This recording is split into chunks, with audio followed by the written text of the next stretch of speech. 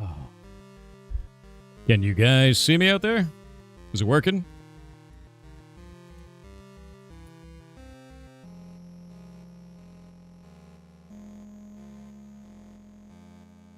Working on your guys' side? Yeah, refresh. Tell everybody to refresh. That was nuts, dude.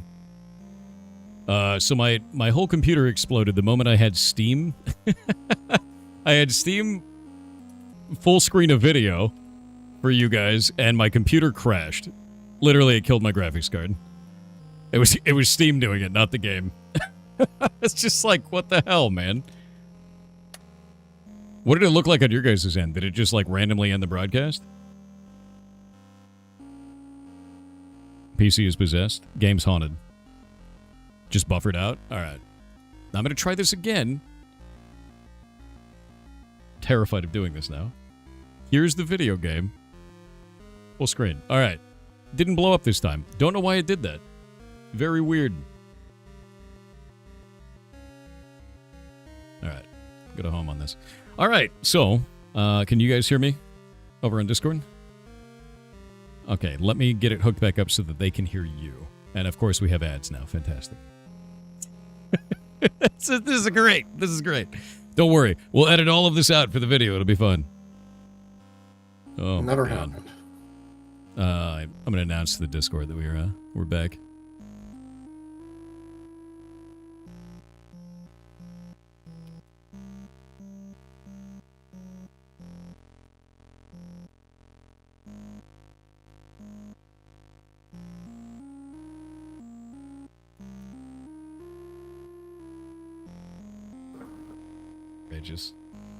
I got about 1 minute and 10 seconds. They can still hear you. I can still hear you. So we're just gonna chill out for a minute because I don't want people to miss something.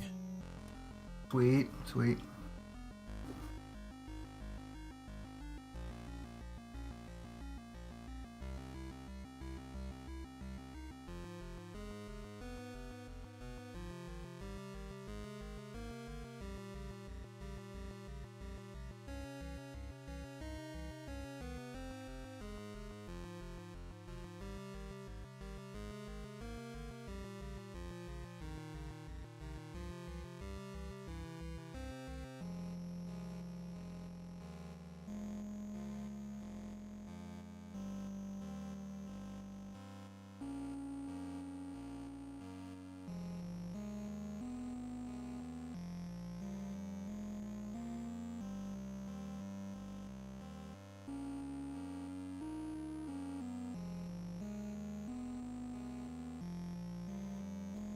That's hilarious.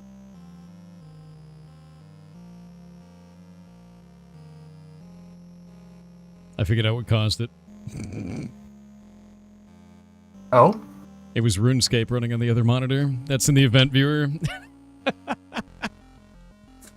RuneScape running on the other monitor caused a graphics panic because I opened up a video on Steam at the same time full screen while this game was running in the background and broadcasting. And my graphics card just went, basically. So, yeah, Windows Event Only so much awesome at once. Apparently, you can only do so much. Anyway, sorry about that. I've announced that to the community that we're back live again. So, if you'd like to continue, so what made you guys want to make this game out of anything that you could build? I like horror a whole lot, so it's already kind of my wheelhouse of spooky stuff, and I've always been kind of. It's a lot of spooky elements in a lot of the stuff that we do periodically, so it's nice to just do just a full push in that direction. Mm-hmm. I really liked World of Horror and its 1-2-bit art style. I thought it would be really kind of fun to. I don't want to say simple because it wasn't, but it is a lot of fun to just tackle that low fidelity because you get like things like hands and faces. It's very easy to manipulate whatever form you've made into the proper shape or something that looks better, easier than if I had a billion colors to mess with. Yeah, and I noticed you actually have like a lot of different palettes in here as well with the different ways that it looks, and it just feels really nice, honestly. I prefer the monochrome myself, but it's mostly because like I don't know, I like that kind of like dark comic book sort of horror, and it's probably the Junji Ito influence, to be real with you. Just feels nice. I also thought the other palettes would help with like as an accessibility option too. If Oh, you definitely. like something better, or if something pops better for you, you're not stuck with one or the other. Yeah, most definitely. Yeah, it's really nice looking. Yeah, so we knew we wanted to make something similar to World of Horror. We kind of went through several different prototypes looking at it. There was like a mixture of bullet hell and Papers, Please that we had that didn't quite work out. Then we had more literal, just directly make another RPG type of game. Mm-hmm. And I spent a lot, like several weeks, just looking at how to expand on that. And what I came back to is when I read reviews for World of Horror, a lot of people said they liked the simplicity of it. So, like, the obvious way to expand out, making the RPG battles more complicated and things like that, it didn't quite seem right. So, where you kind of commented, it kind of looked like a dating sim is actually accurate, because I was looking at it, because World of Horror does have you go to all these different places, even though you're basically rolling events when you do them. It kind of put my brain in that area. And it's like, a mystery and a date are actually pretty similar. You're kind of advancing something. So from there, we kind of turned dates into mysteries. It's kind of the basis, kind of starting point of how to make it work. I actually think that's a really good. Pretty simple. I think it's a really good adaptation because, like, a lot of dating sims are, you have that lifestyle sim at the same time where it's like manage your time, get buff, date the person, whatever it is, and this one is the same sort of formula but with horror, and I found that to be really compelling. It was actually really fun to do that, and that's probably why it did feel like a dating sim. It's the same formula for a very different direction, right? Yeah, absolutely. We were kind of just spinning off from how World of Horror had its time management to it. We kind of kept going from there. So, while World of Horror is one of your influences, what other things inspired you to make this? Like, what other type of media do you really enjoy that kind of came through in this? I watch a lot of horror, so I got to put in just references, not references, but I could use visual things that I had seen before from the media. I could apply that to different scenes. I really enjoyed doing that kind of stuff. Yeah, for me, it was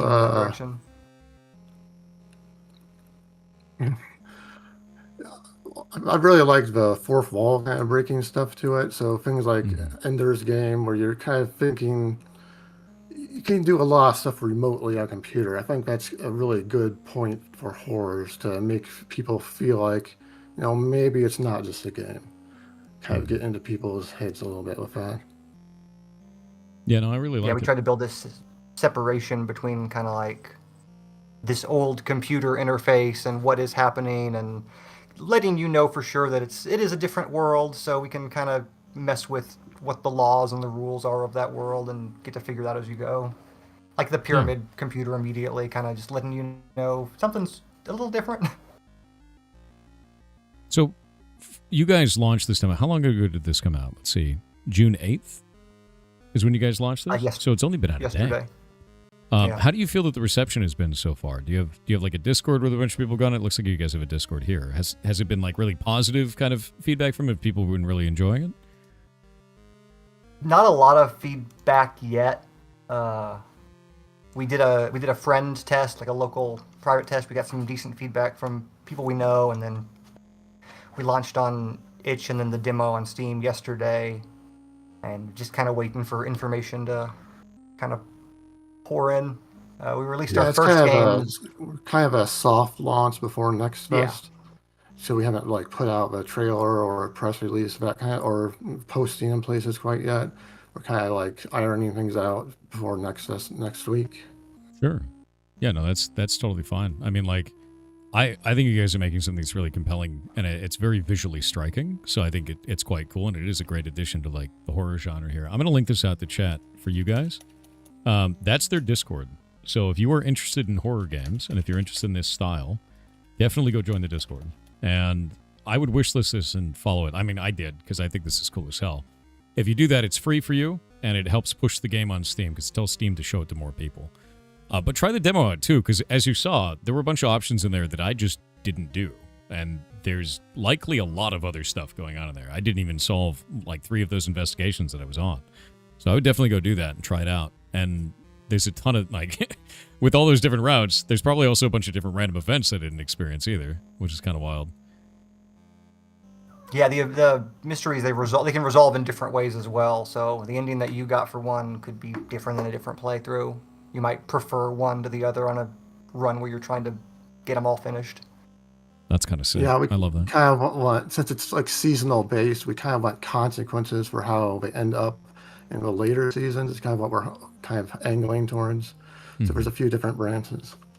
Yeah, I did like that. One of them was like, it's not due until fall, and you have to like spend some of your resources digging each day to get the pit deeper. You know, like that's really interesting because it's like, what if you wait to the last minute? What if you dig the hole? What if you get it there early? You know, like, because then you have to manage that against your current objectives versus spending resources on this future objective that might need to take a long time. And I thought that was quite neat. I like that. Look at this. Yeah, since I sent out that Discord, make sure that you guys, you might have a little thing at the top of your Discord right now. It's a yellow, like, alert. It will stop new people from joining in until you resolve that. If it happens. All right, the floor looks good. But we'll see how it goes. Yeah, a bunch of people jump in. It's kind of how it goes. But yeah, so, like, with this in mind, you guys have a release date of 2026. Are you still on track for that? Are you feeling confident about it? We're still shooting for it. We're not like 100% confident because it took we were kind of expecting to be a little further along. We kind of just barely made it through to the demo, so we're still pushing for it, but it's not definite yet. I'm a little less worried about producing content going forward too. Now that the framework for everything is in place, I feel like the rest of it. Well, it's always a bad thing to say, but usually it's the last half that takes the longest, right? But it feels like we're on a good track, at least on my end. Dude, I think once you get that framework up, like you're talking about, once you have the bones of the engine, it's just content production and then bug fixing, like nightmare bug fixing. But that last 5%, that last 5% is 95% of the work, man. Absolutely. So, like, I think we talked about this before my computer exploded, but I want to make sure this is your guys' second game. Because the first one was Crab Attack, right? I see here from your page. Did you guys work in the industry before this? Or did you just go for it? You're like, we're going to go make games. We've known each other online for too long, like 20 plus years. Mm-hmm. We've always been involved we met in a game making community and have just kind of stuck with it, throughout the years. So we made a lot of things. These are our only 2 commercial products. Well, heck yeah. That's awesome, dude. Chat was actually wondering, what tooling did you use to make the art, and also what engine is this in? I use Studio Paint. Nice. No, it's totally fine. Like, we talk about, like, different types of tools all the time, and it really just comes down to, like, what flows with you guys. Like, what works best for you. Doesn't really matter as long as you're making something cool. Yeah, I can make any brush into a pixel brush, so was very simple to do it that way. Yeah, heck yeah. And what engine is this? So we're running on Godot, and kind of beneath that, we're also using the Ink scripting language in addition to C#. Nice. Yeah, no, Godot is freaking awesome. We've actually had a couple of games during the show about this so far, and or that have been using it, and people have been loving it. And it's really coming to its own in the last year or so. It's great. Yeah, we've been pretty happy with it for the most part. There's a little bit of here and there you find a hole and you gotta patch it up yourself, but like 90% of the time it's really good. Yeah, no, definitely. I think the cool thing about it is you can patch it up yourself. That's the nice part. Yeah. Rock on. So I'm gonna ask you guys a difficult question. Actually, 2 of them. You ready for this? The hard ones. Lay it on. All right. I'd like you to call your baby ugly. From each of you, what do you think is the worst part of your game? So right now, it's kind of the life sim elements for me. They're a little bit undercooked right now. I think as we add more seasons and kind of layer more stuff onto it, it's going to turn out better. Right, and there's also a little bit of progression that's confusing. Like you had to spend a few minutes figuring out how to look at the book because that's not quite clear. That rest is your house, that kind of stuff needs to be sorted out too. But yeah, it kind of needs to add a little bit more depth to it. It's kind of a balance. You don't want either side of it being too much of it. But right now, it's the life sim part that's kind of lagging behind. All right. I'll ignore the art as the artist. I mean, the art is always going to bother me some, but I'll ignore that.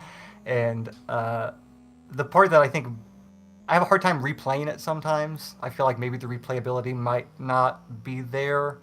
But I think that's just because I have this almost world of horror mindset that anybody that thinks that it is that or is like that game's a very, roguelite, play it again and again as many times as you want. And this is a little more narrative, and that it's something narrative just has me a little on edge in general, but I think that's fine.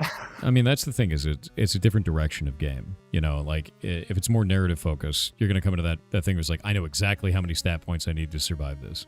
And you just set it up in time, and like, I could totally get that. Doesn't make it any less impactful of an experience though. Like as someone who's never seen any of you guys' work before, that was a really cool experience. I really enjoyed that. So I wouldn't worry about it too much. People are going to look for different types of things in the genre, and I think it's cool. I think what you guys are making is really cool. It is kind of difficult to remove yourself after you've been working on something for so long and look at it with eyes that are a little more fresh to know that it was a decent experience, or something. I mean, at the same time too, like where all the weak spots are, so your opinion on it is always going to be more critical than I think anyone else's. Walking into this not knowing anything about it, not knowing where any of that stuff is, it's a fresh new experience for me, and I had a blast with it. So awesome. That's good to hear. Yeah, definitely. And like, I hope you guys get enough people to give the feedback that you need to be able to, feel comfortable in that, because this is really cool. And I think that it's like a really awesome direction for horror, and I think it felt great. I love the silly humor in it as well, because there's a lot of like little humorous, ridiculous references and things around the game that I saw that are quite cool.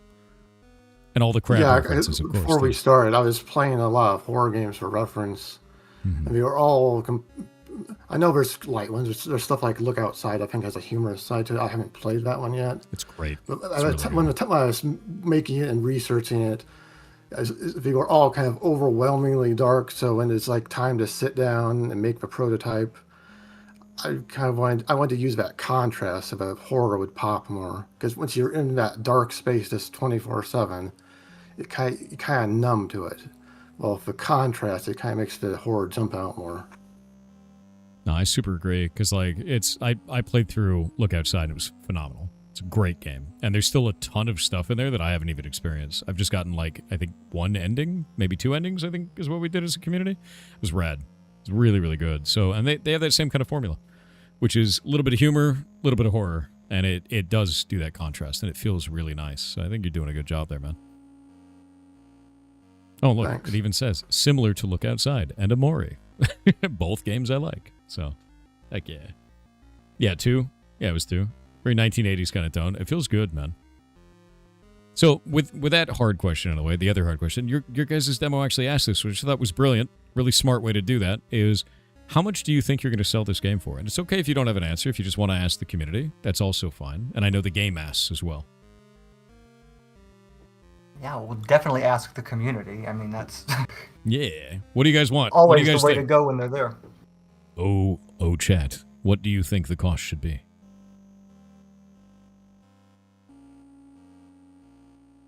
The demo will be free, you goblins. 15 to 20 for millions of dollars. That's many millions.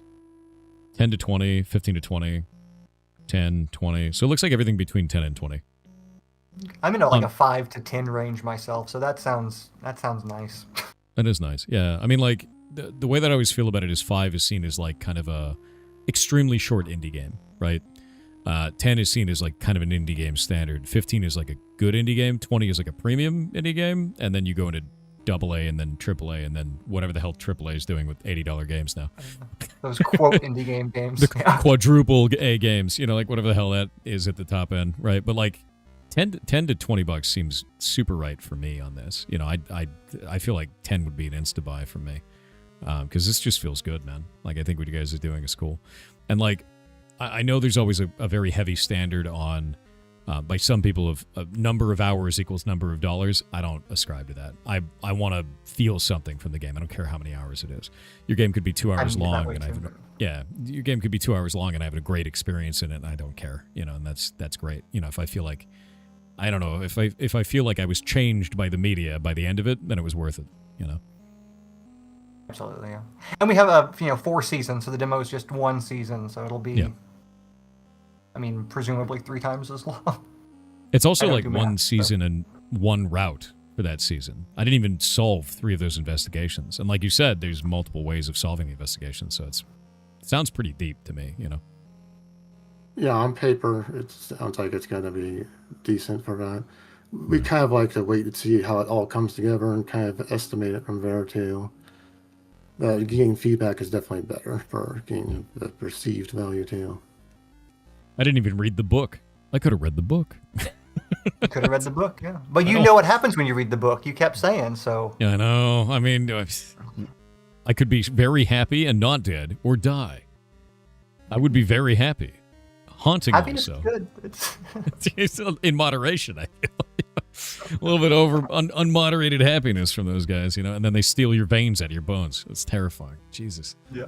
I'll tell you, we got a little nervous that you were going to die before the end of the season. There at the end, it got real hairy. Yeah, no. I mean, I got pretty close. I kept failing the coin flips. Because you got those 50-50s in there. I was like, I'll take it. Failed. It's like, oh, no. Yeah, I do too. Yeah, all the time. It's very funny. This guy got XCOM'd, exactly. It's just how that goes. Oh, yeah, the stream restarted. My, I don't know what happened, but basically I was running... I'll tell you what happened. I was running RuneScape on the right monitor, running the stream to 3 different locations on the left monitor. In the center, I'm running the game, and then I tried to full screen the Steam video, and it just went... Blah! Too much garbage going at the same time, basically. Graphics card did not like that. I was very unhappy. Welcome to broadcasting. It's kind of demanding. Yeah. It's just a coin, nothing more. It remembers. The coin wanted me to die. But yeah, sorry about that. So the broadcast did get reset because of that.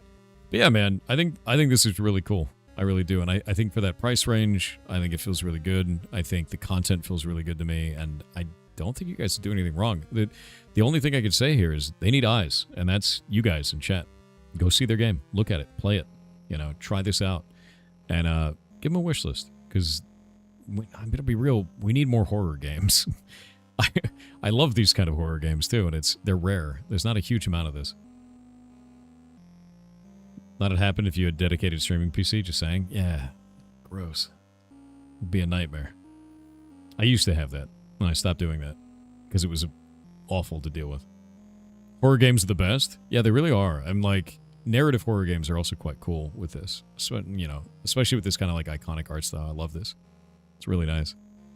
So, what's next for you guys? What are you guys focusing on the most right now to try and get this out? I think basically I'm gonna have to write stuff so we can try. Right now we have an outline for a main story, but for getting all the details written down so we can start getting things drawn again. It's basically we got a little bit of polish for Next Fest, and then plan it out, then write it out to start finishing the game, basically. Yeah. Yeah, he gives me an outline, and I expand on some of that sometimes, make things a little bit more violent than they're supposed to be on the paper, but yeah, as long it's an as we interesting don't process. scope up too much. You've got the really right approach, I think, to the really grim scenes, like I was saying earlier. So, like, I think your guys' method works. I think your guys' teamwork on this works. That's awesome, man. Do you guys plan on making games after this, or like maybe if this does well enough, you want to add more content to it? Like, what's the plan after? Would love to just keep making games and forever, Hell yeah. Always have, always will, I think. It's a real problem. Yeah. It's an addiction, right? Yeah. It's a good one, Just though. one more hit. Just one more game. Come on. Just one more game. Quick 15-minute video game. It's fine. It's fine. Yeah, in and out, 15 minutes, and then it's in and out, 50 minutes. half a Where'd all year the later. years- Yeah, what's going on? Where'd all the years go? When did No, I that's get cool. old? That's cool, though, man. Like, I think you guys are doing it right. That's awesome. Have you shown it off at any conventions or anything like that yet? No, this is the biggest set of eyes that we've got on it so far. And my computer exploded in the middle. Great. Yeah. Sorry about that. That's okay though. I mean, like, well, to be real with you, Shadelock, my editor, will turn this into a YouTube video. We'll have it all up there. It'll be totally fine. Then it'll be like nothing. Yeah, we'll catch happened. him on the pod. Yeah, it'd be great. But like, I think that's the coolest thing is like showing it off at conventions. Something changes when you do that, man. So if you guys get the opportunity to do it, because our first convention was Eugene Comic Con, which had like 30 people in attendance, right? It's the whole time. Cost us $20 for the booth, and that was it. And it was like this tiny little thing. And we still have people in the community today, like 9 years later, that went and saw our stuff then, which is crazy, you know, and like that stays. And I think every event you do like that matters. So I hope you guys get the opportunity to do that because it's quite cool. You're being watched now. Yeah, it's true. It's true. So yeah. Well, I guess, you know, we're almost at time now, but do you guys have any advice for anybody who's just starting out who wants to make games or maybe is interested in doing this? Yeah. Do it for sure. Finishing things is a skill, and you get better at finishing things the more you finish things, so don't leave a bunch of things dangling. You help yourself more by having conclusions to the things that you're working on than just abandoning ship and jumping to a new project. And don't be afraid to like reach out for other developers to work with, like people at your similar skill level of where you're at. Join communities. You find someone you get along with, you know, just ask them if you want to make a game together. I think it's easy. It was like a mythology of a solo developer, but I think you can gain a lot by working with someone else. Yeah, most definitely. I think that's one of the things is we run game jams every 6 months as well. Right after this month, we're going to do the game jams next month. And it's really just about getting people in that flow. Like, get collaborative, start talking to people, break that ice, you know, because so many people, they'll come into my chat and they're like, I want to make a video game. And I'm like, do it. And they're like, but I have to go to college for something. Like, you don't. Like, what? You know, you could just get started on stuff and start building things, especially in today's age where you have access to so much, you know, in terms of tech. Some engines you have access to, all the art tools you could ever ask for, music tools you could ever ask for, and it's just right there, one YouTube tutorial away, man. Yeah, absolutely. It's kind of crazy how much tools have improved over the years. Yeah, no, it really is. Well, is there anything you guys would like to leave chat out with? I think someone asked a question. Let me take a look. Yeah, did I miss something? Let me see.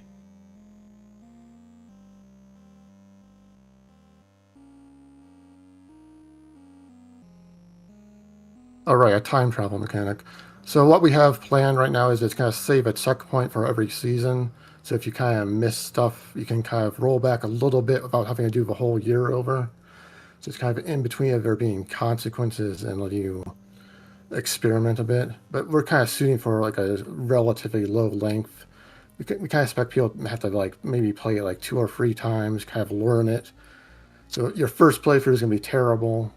But then you kind of learn the events, you learn secrets, you kind of apply that, and your next run you'll be way better, and it'll feel really good. Just kind of mastering it, yeah. Mm-hmm. Yeah, it feels nicer to be able to restart, you know, in summer than having to redo all of spring again, and you know, so it kind of shortens the length of the game a little bit, but also helps out, you know, if you're doing well in your first few seasons. Does the same thing happen if you die, by the way? In that season? Yeah, if you die, you can load a checkpoint as well. Cool. Yeah. Nice. Is it possible to get soft locked that way? Like you return with one connection, you're like, well. Currently, the plan is you kind of restore your connection at the beginning of every season. Okay. Just kind of a safety point. That's cool. I like that. Heck yeah. You can also go homeless from not making rent, so I'm glad that you made rent the whole time. Wait, you can? Yeah. Yes. Yeah, so your stamina boosts from camping are not full like it is when you get to sleep at home. So it's you don't have to worry about rent anymore, but the rest of it comes at a cost. Yeah. Yeah. I think it's actually awesome. I didn't realize you guys would put that. That's very cool. I thought that was a game over condition. Oh yeah, we kind of want endings to feel cool. So like there's also, if you read the book, you're not going to just die. There's more to it if you decide to do that. It's kind of a different mystery if you decide to read it. See, now I want to read it. I kind of like that Sierra adventure game. You know, you kind of like watching all the deaths too. Is kind of part of this in my brain. Like, it's okay to have to reload if something goes wrong. So read the book; it's fine. Yeah, no, definitely. And yeah, now it makes me want to go through and actually explore all those different pieces too. I think the first time I always approach like a horror game, you're kind of timid about it, I guess. It's like, I don't want to take too many risks, but you guys have given, like in this, you're taking risks no matter what. You're taking risks each time you go outside. So it gets you into the mood of that's okay. You know, taking risks is fine. Yeah. Oh, what is your guys' favorite horror movie? Chat would like to know. Mine is The Bride of Frankenstein. Nice. Ironically, I'm not actually a big horror fan, so I don't think I have an answer. Really? I kind of rely on like Saw for that kind of stuff. That's kind of funny, actually. Making a horror game. Not a huge fan of horror, but still makes a compelling horror game, right? Yeah, we kind of decided to use it as an advantage because I have him as like a control factor of, no, you got to do this. Mm-hmm. But Yeah, it gives a fresh perspective to things. I watch a lot of horror. We watch 2 horror movies a week on Friday, and I think we're up to like 680 or so movies now. It's a real problem. That's a lot of horror movies, dude. Yeah. Wow. We have a subscription to a streaming service, and we needed to justify it, and was the easiest way was to watch 2 things from it a week. Oh man. Yeah, you're basically the horror movie consultant at that point. Yeah. It's quite funny. I dig that though. Oh. Yeah, I'm looking through you guys' Steam page for this. Oh, you guys are on a ton of different socials. That's great. Heck yeah. Cast all the nets.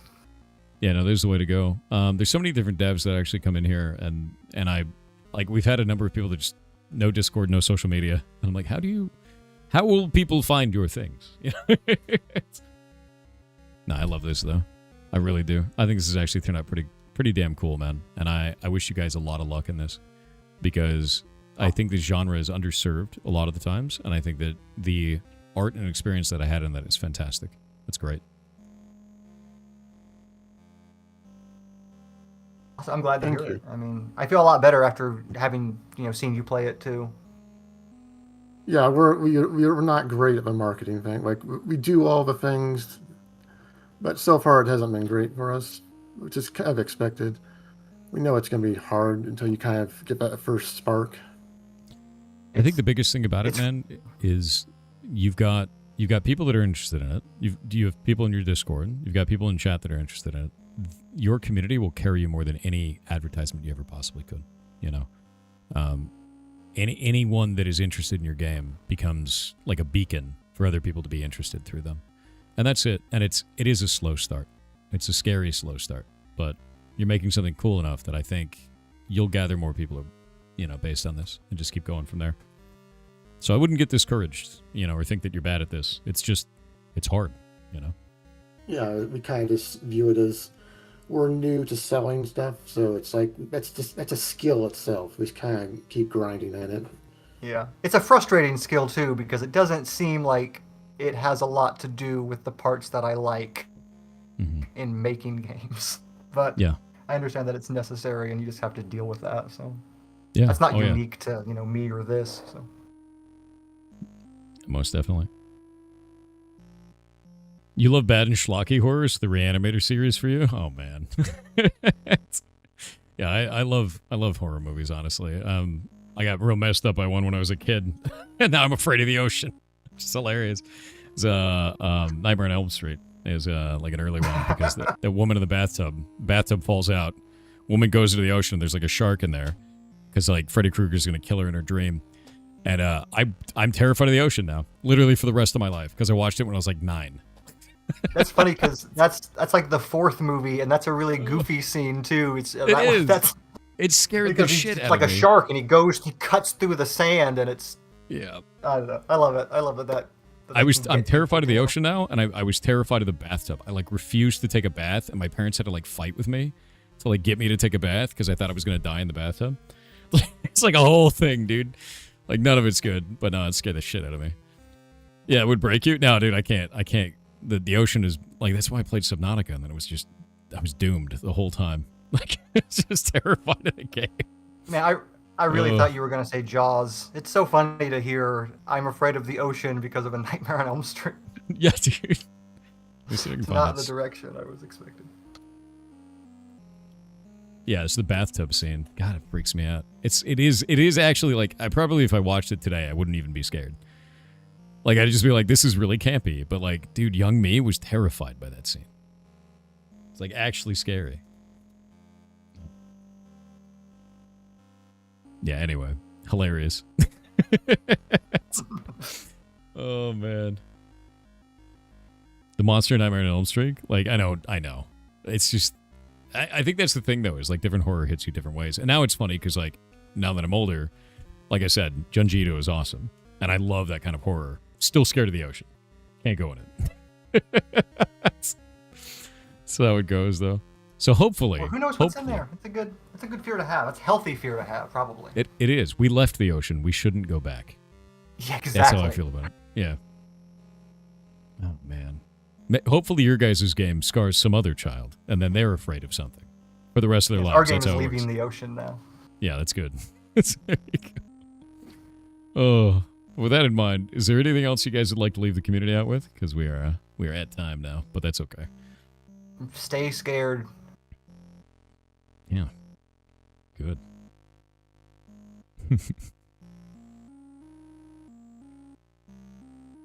No less about the ocean than we do about space. True. The ocean is terrifying. It's a scary place. No, but this was great. Thanks for doing this. This is really very useful for a lot of people. No, to be honest with you, I only get to do this because of you guys and from the community. Like, so, pleasure's all mine. Thank you for showing us your game. Ouroboros, yeah. I really dig what you guys are making, so this is really cool. And I wish you a lot of luck. And I know it's scary. I know it can be, shitty and maybe demoralizing if you don't have the eyes on it that you need. But I hope things like this help to get the word out about what you're building.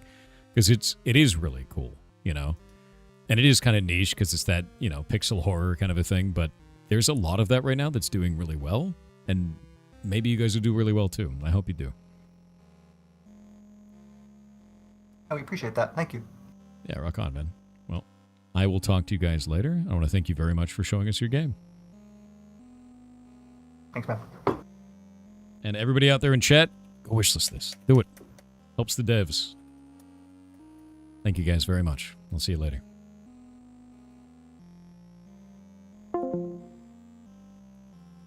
Yeah, that's a really, really cool game, dude.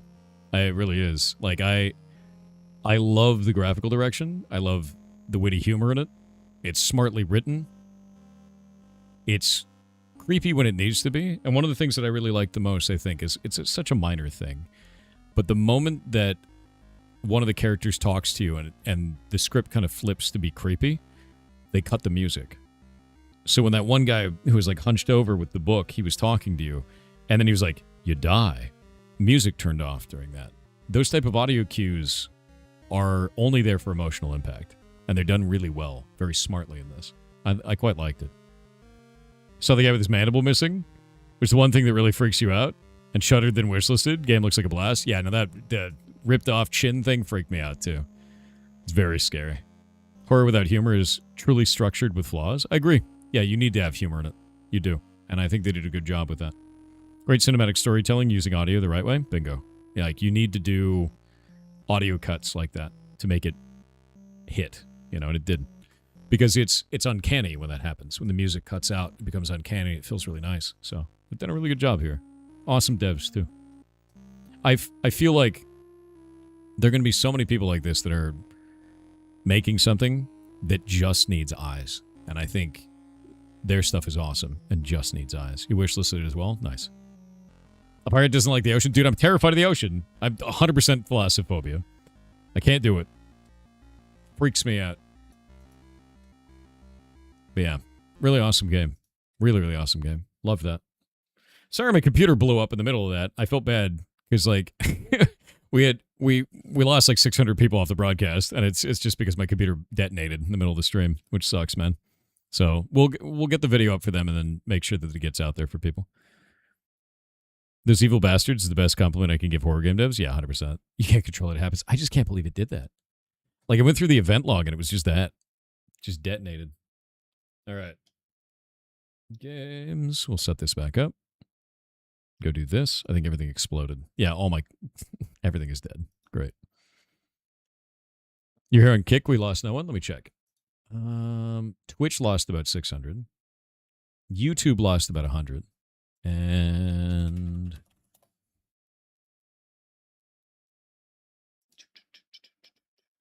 view your channel. Kick lost nobody. Yeah, no, you're totally right. It's always kind of like that, too. Because, like, as the broadcast goes on, if it dies, people just don't reset. But yeah, Kick lost 0 people. Twitch lost about 600. YouTube lost about 100. YouTube is the worst for this because you can't just refresh the stream, by the way. You can't just refresh the page. You actually have to go back to the channel and then go find it. Which is like, all right, man. Yeah. Yeah, Kick auto reconnected. Twitch requires you to refresh the page. And then YouTube, you have to like go to the channel and then find the live and then go back there, which is just terrible. Kick restarts the stream automatically always, and Twitch only does it sometimes. Twitch will actually do a thing where you have to refresh the page. And it's just a mess. And it's always been that way, and everyone's wanted it to change, and they've never changed it.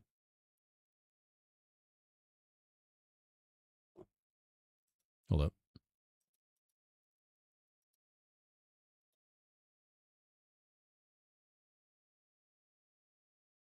Did that just break? What's going on here? There we go. All right, that's working.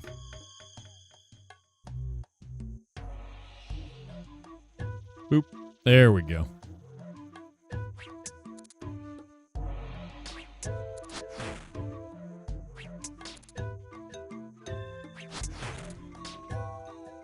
Believe that's a stay alive check-in? I don't think so.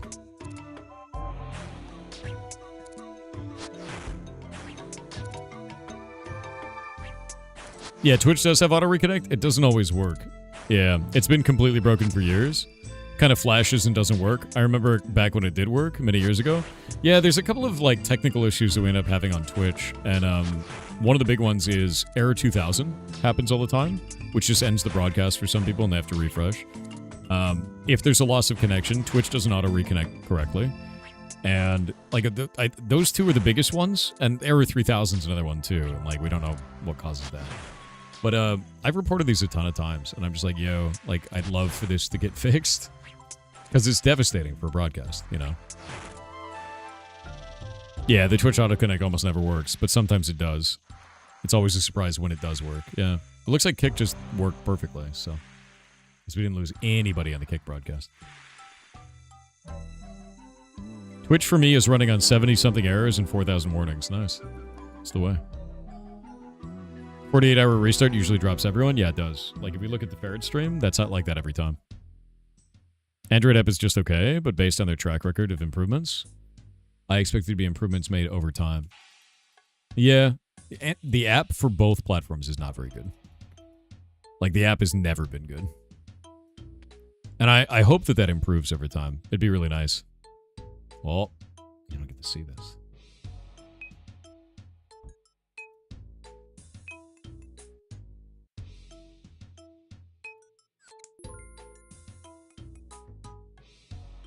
Boop.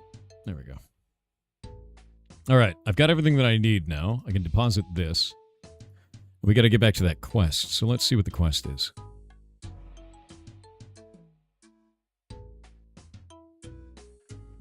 What was the one I was even doing?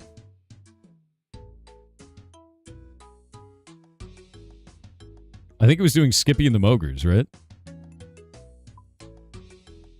Yeah, I was doing Skippy and the Mogres. All right.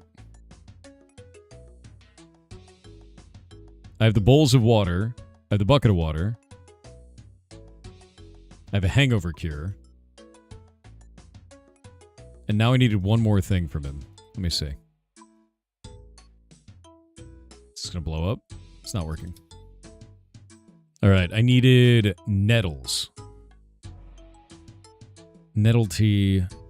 You have to wear gloves to loot them. And I can use them for Ghosts Ahoy as well. All right. They're in Edgeville. All right. Let's go and use this. There we go. You have to keep reminding yourself that there are teeth in there. Wait, what, dude? In the fish mouth? Don't do that. Don't look at that. There's nettles and cannabis as well. Cannabis is so far away, though. Dude, you can use the number pad on your keyboard to do pin in RuneScape. I think you have to use a plugin for that. Pretty sure you do. I'm going to leave their wishlist link up because it's freaking rad. That's a cool game.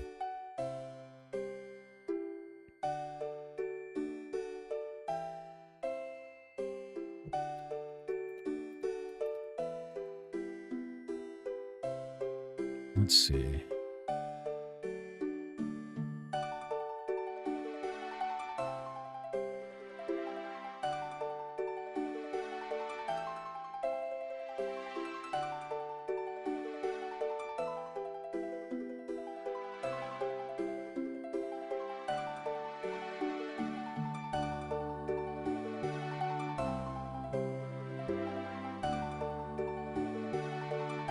Make sure that they have everything up. A bunch of devs have been posting the results in that channel. All right.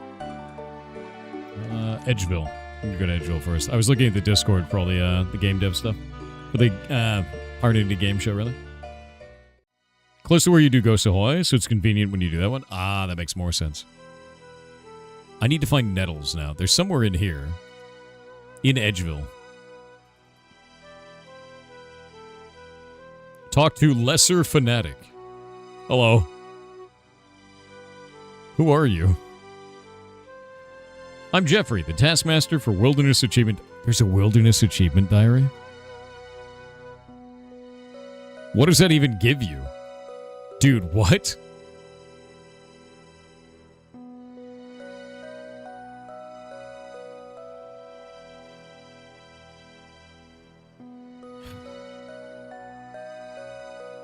I'm going to open this up in the wiki.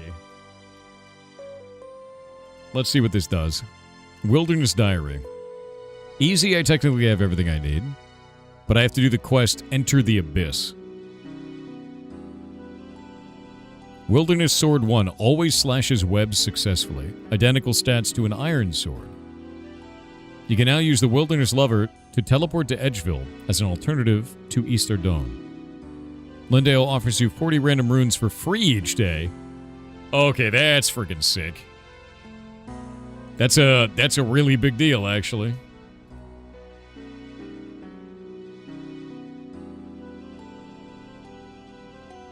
Identical stats to a steel sword. Entrance fee for the resource area lowered to 6,000 coins from 7,500. Ecumenical keys. All right. 80 random runes. The fact that you can get random runes each day is crazy. Like, that's actually insane. Access to the crevice shortcut. Maybe we should do wilderness shit. Zombie pirates you kill have a 50% chance of dropping something in addition to their bones. Charge an air orb. 120 random runes. One daily teleport to the Fountain of Rune. What is that? What is that, dude? Identical stats to a mithril sword. Identical stats to an adamant sword. So that caps out at adamant? Oh no, I'm not going to do Wildy content on stream. There's no way. I just run out there naked, though, right? Like, if I could just run out there naked and be like, whatever, man, let's go, you know. Because all I have to do is cast low alchemy at the Fountain of Rune. Right? Yeah, I could run out there naked on stream. Pray at the Chaos Altar in Western Wilderness. Like, these are things I could totally do on stream. Enter the Chaos Runecrafting Temple. I don't even know. Kill a mammoth in the wilderness. A mammoth? Do you think I could punch it to death? It's only combat level 80. I think I could punch that to death. I think I can punch it to death. I think it's got 130 HP. I could probably punch that to death. Clanmate just got 99 farming. That's insane. Collect 5 red spider's eggs for the wilderness. That's doable. Enter the King Black Dragon's lair. What? Mine some iron ore. Have the Mage Zamorak teleport you to the abyss. Wait. Mage of Zamorak teleport you to the abyss. The abyss is an area of abyssal space that contains rifts created by the Zamorak Magical Institute. So you have direct access to runic altars without the need for a talisman. Equip any team cape in the wilderness. How do you get a team cape? You can punch anything you want with 43 prayer. Honestly true. Interesting. Cheap on the Grand Exchange. Boop. I'm actually really excited about wilderness content at some point. For me, I think that'd be very, very fun.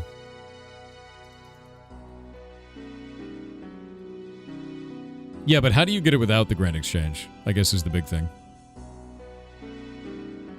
Nettles. Nettles. Where do I get my nettles in Edgeville?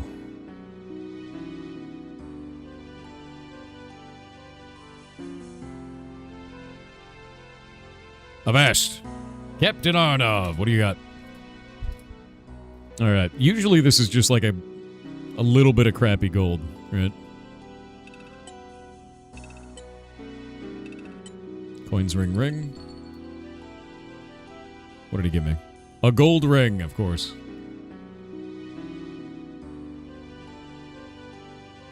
I'm not seeing where these nettles are. The nettles all over on Cataphys? Supposedly there's some nettles here too, but I'm not seeing them. You know?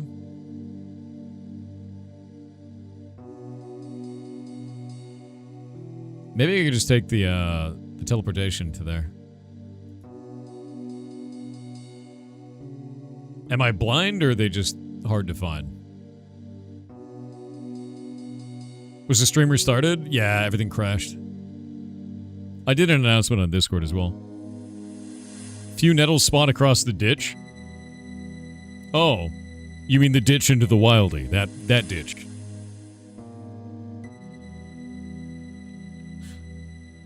Uh-huh. Uh-huh.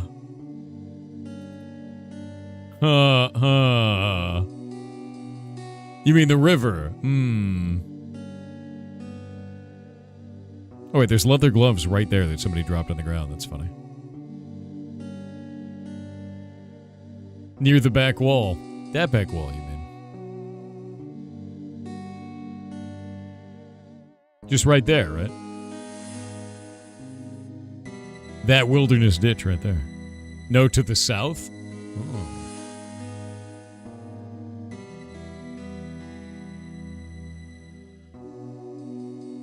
South of leather gloves, inside the building.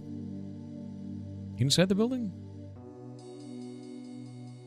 Nettles in the building. Oh, you're totally right. There you go. That is not somewhere I would look for nettles. You know what I mean?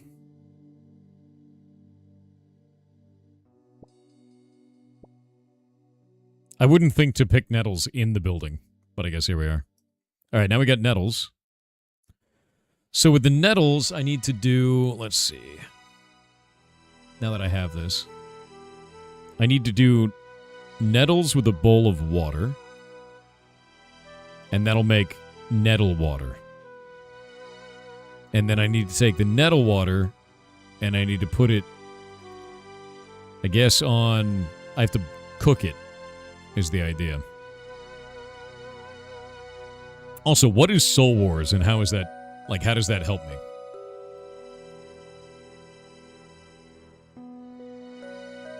What can I get from Soul Wars?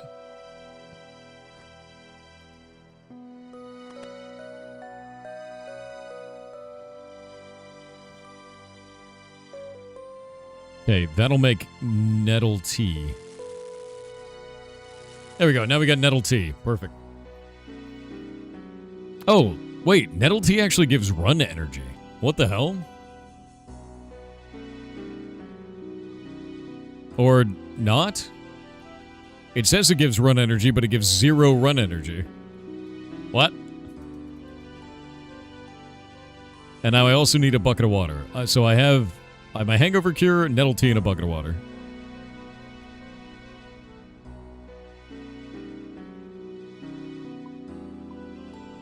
Now I gotta go back down to there. Actually, let's do this. Hold up.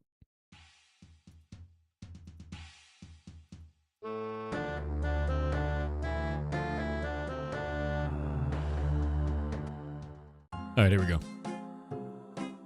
There we go. Yeah, the stream exploded, dude. I wish it didn't as well. It's really obnoxious. My computer crashed, though. That's kind of how it goes. I just realized that TTS is not working correctly. One moment. I'll read this one off because it went into the Discord. I forgot to start up the voice program. You accidentally rubbed ketchup in your eyes. You now have hindsight. Okay.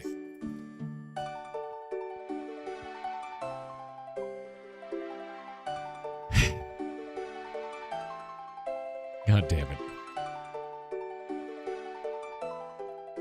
Outrageous.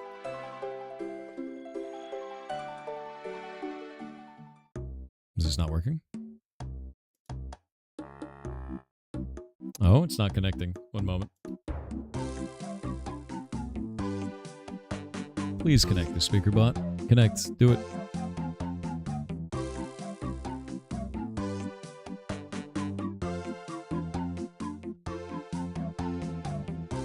Okay, the next one is, hello, Mr. Softhair. I'm really disappointed in you. We in chat recognize you and remember you every time, but I feel like you barely even remember 5% of chat. You think I remember 5% of chat? Please. Please. Clearly it's 0%. Who are you? I thought I was here alone. How dare you? How dare you, VVVA?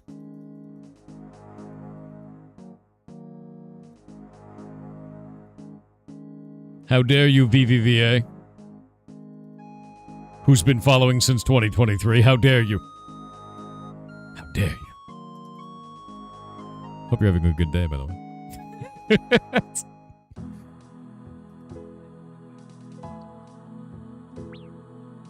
Damn it.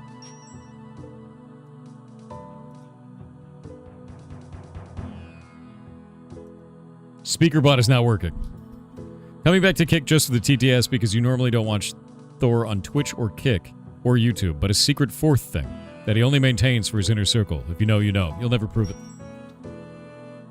You'll never prove it. Alright, we got the incoherent guy. Okay, hold up. We need to use our hangover cure on Skippy. Nothing interesting happens. Alright, we need to toss a bucket of water on Skippy. Toss a bucket of water on him. Hey, Skippy. What? Splash. That's cold. You trying to kill me? Nope. Just sober you up. Memory coming back yet? No. I do with a bowl of tea to warm myself up a bit. Go grab me one and we'll talk. Any particular type of tea? Nettle for preference. Just make sure it's hot. Don't throw it at me. What's your problem? You're all clean now. Alright, we're gonna use the nettle tea on old Skippy. Come to give you your tea. Excellent. I was thinking it was going to freeze out here. Skippy drinks the tea and clutches his forehead and pen. Oh. Not so loud. I think I have a hangover. Alright, we got the hangover cure. That'll be fun. Here, a bucket of chocolate milk and snape grass. That's the stuff. I made some of that stuff before. I should be able to get you some, no problem. And we have our hangover cure. Gimme. Chugs the hangover cure. Very impressive. It's a whole bucket. It's a whole bucket of liquid, dude. Closest thing to OnlyFans we have? You haven't seen the link, have you?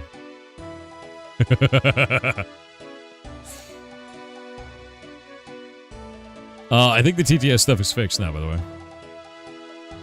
Pretty sure. Pretty sure. Yeah, I think we're good. TTS is now fixed. Everything's working. Nice. And it's hooked up to every platform, so we're good there.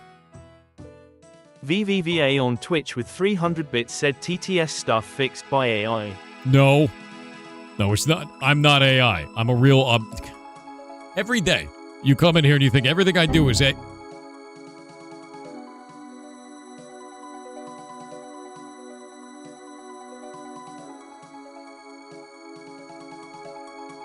It's ridiculous. Actually ridiculous. It's very offensive, really.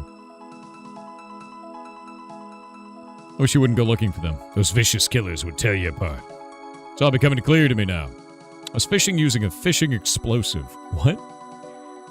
Slayer masters sell these highly volatile potions for killing underwater creatures. If you don't feel like lobbing a net about all day, you can use them to fish with. But this time I was startled by what I thought was a giant mud skipper. Because in fact, it was a... dramatic pause. A mogre. Oh, we gotta kill mogres. I take it the head injury is responsible for the staggering and yelling. No. My addiction to almost lethal alcohol did that. But if you're set on finding these mogres, just head south of here until you find Mudskipper Point. Mudskipper eating monsters are to be found at Mudskipper Point. Shock. Thanks, I'll be careful. Alright, I need an explosive now. I think we can get this in here. Is it Draenor that has them? That's Remington. I think it's Draenor that has these. Yeah, we gotta go over to Draenor to a, Do I need this? Actually, we gotta go to Draenor. I'm gonna go to Draenor. Get this. Get the explosive off of the Slayer Master and then go from there. Most horrifying part is when Thor decides to go Skynet. Never would. Nah. Definitely not.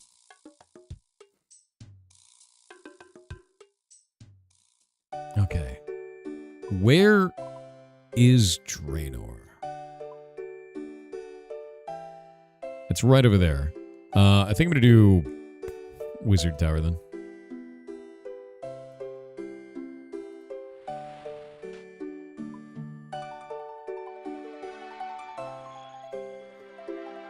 Two mangoes for $5. That's a pretty good cost, honestly.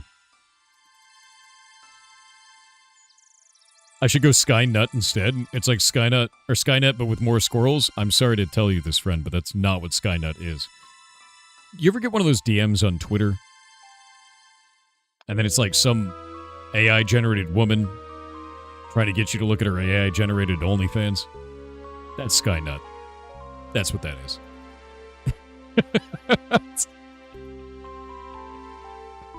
Yeah.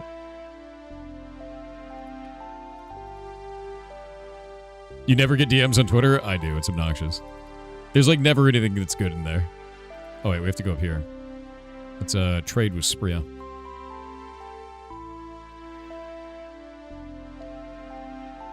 Not even bots DM you? I'm sorry, friend. I need a fishing explosive. Bag of salt, rock hammer, earmuffs, nose peg, slayer staff, spiny helmet, fishing explosives. Do I only need one of these, do you guys think? Or should I get like 5? What are the value of these? 60 coins? Just once online, you'd like the word nut to reference almonds or pistachios? The internet has a nut allergy. Can't be. You need 50 of them? Why do I need 50?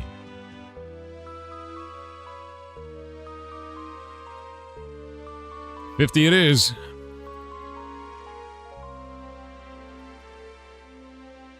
It's a lot.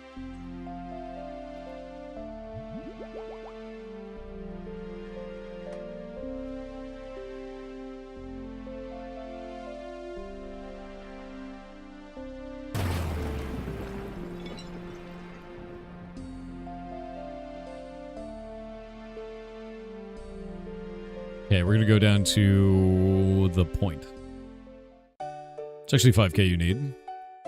I don't think that's true. Wait, I think Chad is lying now. Should have believed.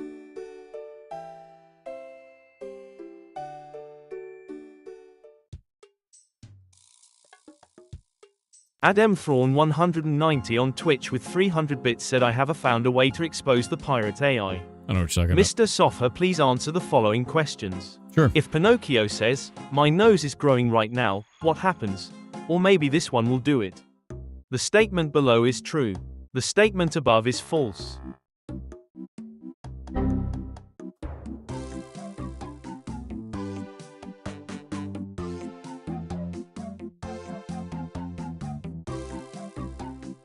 Oh, sorry about that there, guys. Looks like there's probably still some technical issues that I'm dealing with after my computer crashed a little while ago. It'll probably work itself out, but it's fine. It's fine. A broken fishing rod and a boot. How do I enrage these guys?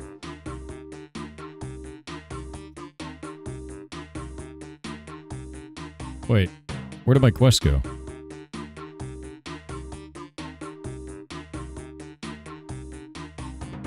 Did it finish the mini quest?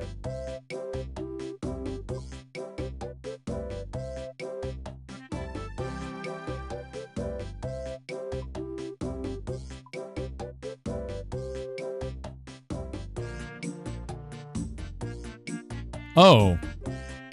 What?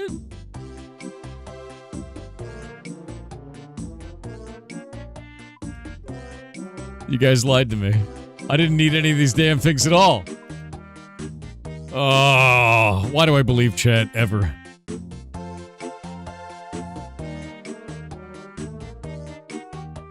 You just got me to spend 3,000 gold for nothing.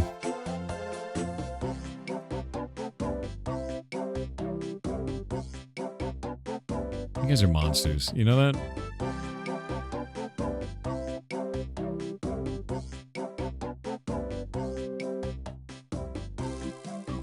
I guess there's a broken fishing rod out here. I don't know what the hell this is for. You need boger bones for Rag and Bone Man? I know. I don't know how to get the mogres, though. I don't know where they at. Oh, wait. Ominous fishing spot. Wait. Wait. Wait.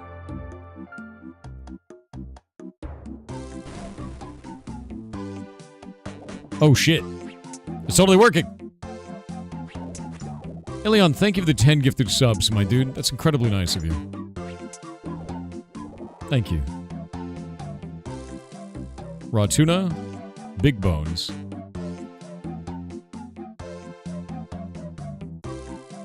I need more mogres. I need to get a moger bone.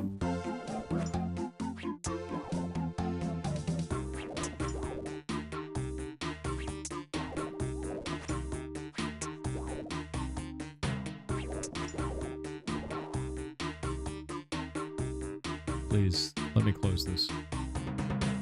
No. There we go.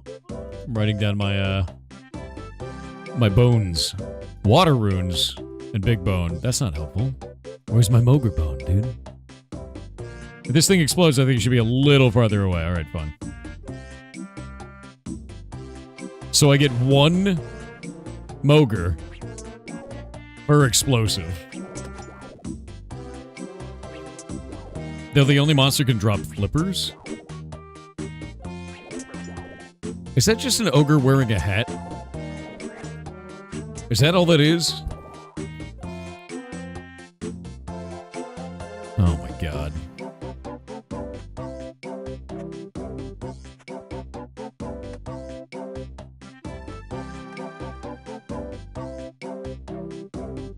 Dear God, dude.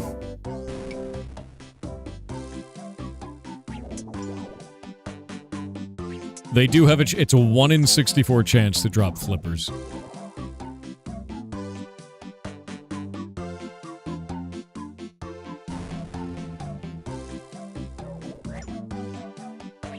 And they're kind of kicking my ass.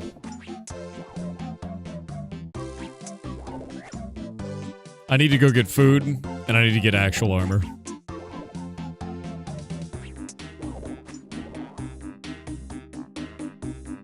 And I haven't gotten the Moger bone either. Oh dear God, dude. It's a 1 in 4 currently. I think I can fight one more. I think I can do just one more, you know? You can pray? I guess you're right.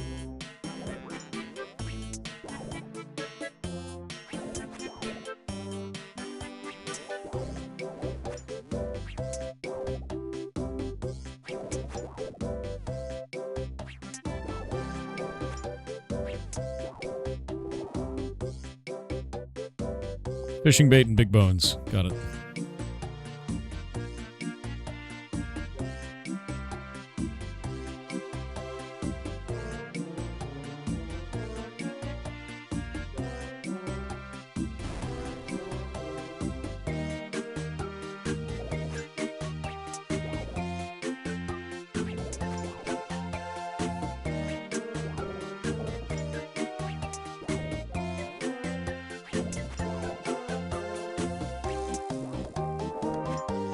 His swing speed is very slow. Like, very, very slow.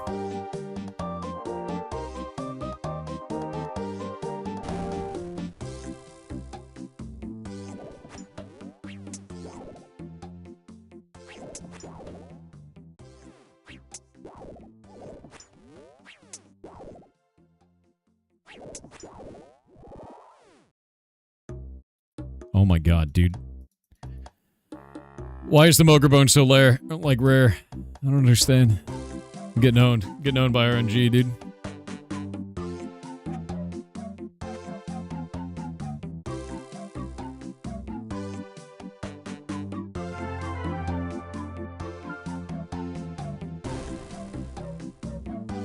Bowser, thank you very much, dude.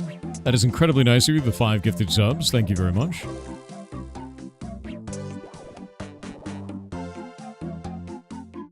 Moger Bone. Alright, I got it. I got the Moger Bone. That's one more bone for Rag and Bone Man. If I gift the sub, will you play Flute Salad? I'll play Flute Salad anyway, my dude. Because you're awesome.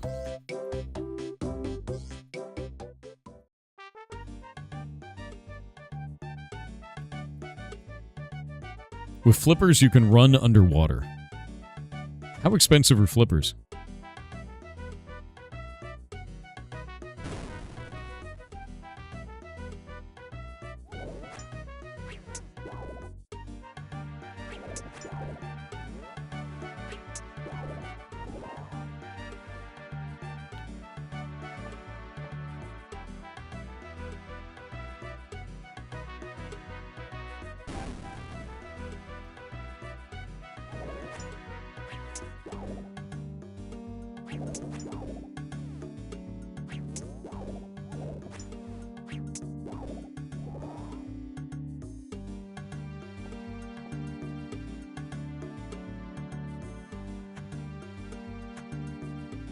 Flippers are not tradable.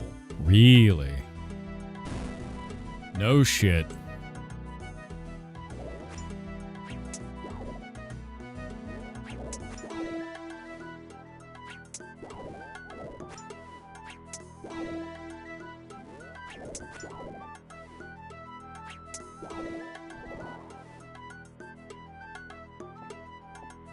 Yeah, if flippers aren't tradable, then this is the only way to get them then. It's a 1 in 64 chance.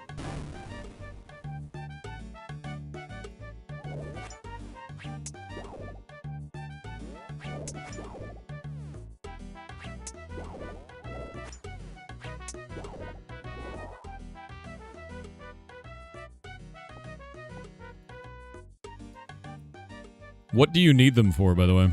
Like, when you say that they're for running underwater, how do you get underwater?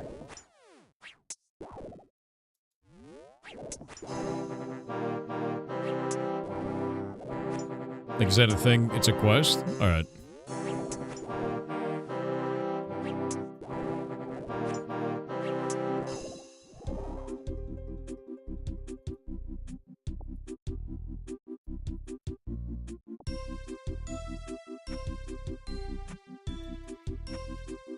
Well, I will say, I did get my Mogre bone, so that's good. I got 36 of these things left. And they're not that expensive.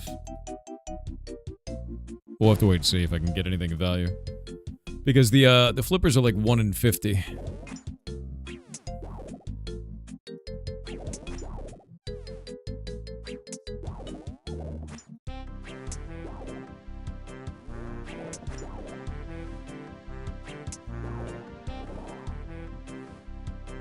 Nope. Nope. Tell you one thing, though, I'm learning about using prayer correctly. You asked, actually, they're quite useless at the moment? Do they really? What makes them useless? Isn't there, like, underwater stuff, but I guess it takes diving gear? Is the diving gear required to have flippers? Or do I get something else for that? Because I know I can get diving gear right now. I just don't know how it works. Yeah, you can go underwater. That's what I was saying, is the diving stuff at the mermaid. Jujutsu Kaisen just got a Vampire Survivor like? Did it really? Oh shit, I screwed it up.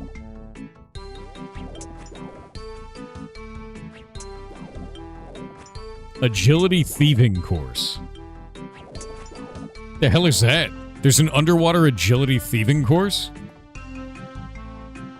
And you basically don't want, I'm gonna guess, you don't want to do that content without these, right? Is that what you're saying?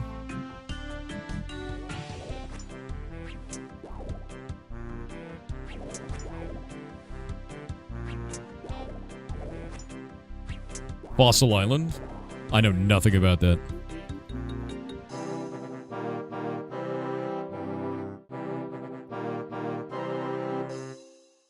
Steal those barnacles? What do you mean steal those barnacles?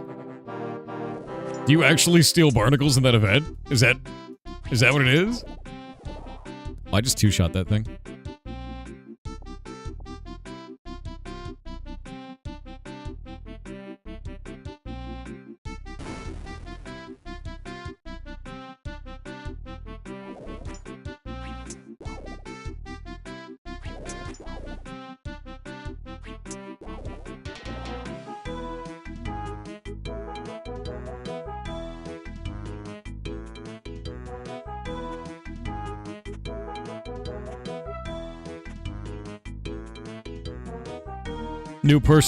New Brutus personal best. Oh, I could definitely do that right now. For sure. I'm way stronger than I was back then. I'm gonna try to kill Bryophyta after this, actually.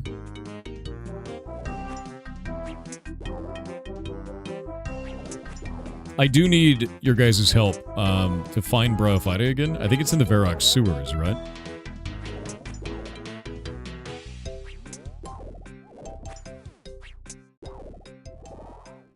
It is? Okay. An oyster. Lame. Yeah, I feel like I'm not gonna get these. I pray for you to get beef. Dude, one day. One day I will have beef.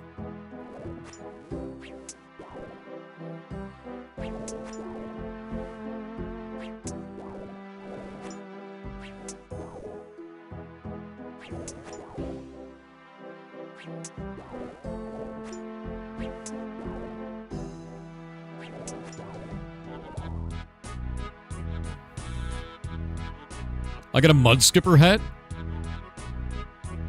What the hell is that? Hell yeah.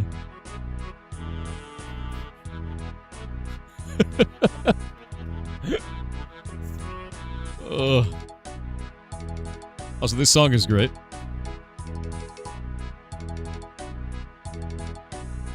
Let me see what the drop rate on that is. 1 in 25. And it goes with the flippers. Fishy, damp, and smelly. Peak fashion, dude. New hat. New hat makes you powerful. I've learned this about RuneScape. I'll cherish it forever.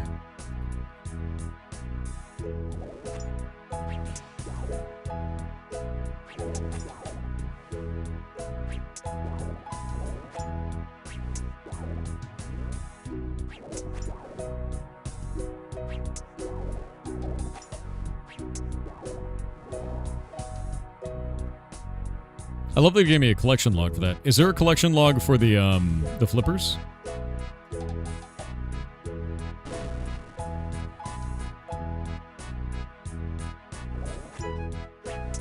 You think it's about time? You think what's about time? If you're thinking we're ending the stream right now, you're dead wrong.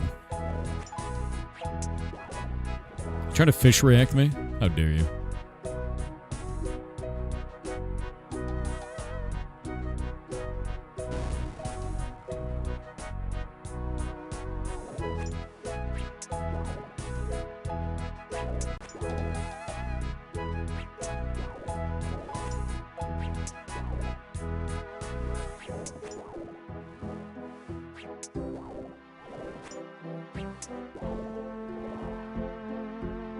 Waterroon and Big Bones.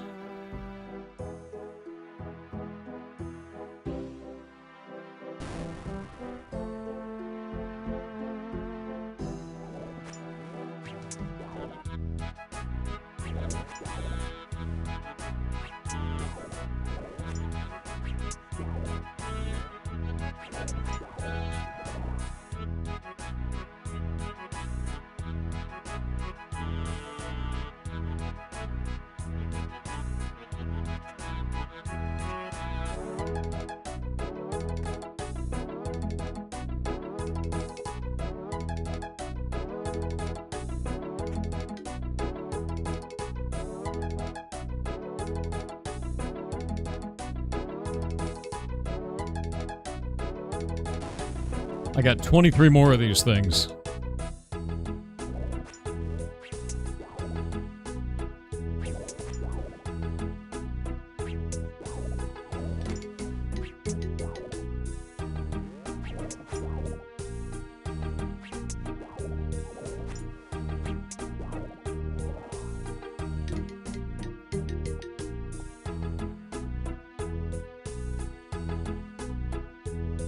I wonder what the highest theoretical max hit is in the game.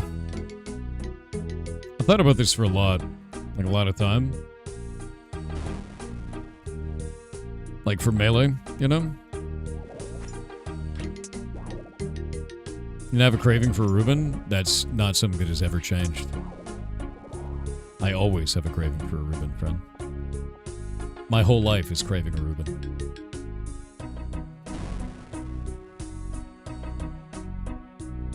Definitely over 100. Does that count multi-hits, or are you talking about single hit? Because you can multi-hit quite a lot. I got another Mud Skipper hat. Is that tradable? Is that worth money? Examine. I got a second hat. I'm dual-wielding hats.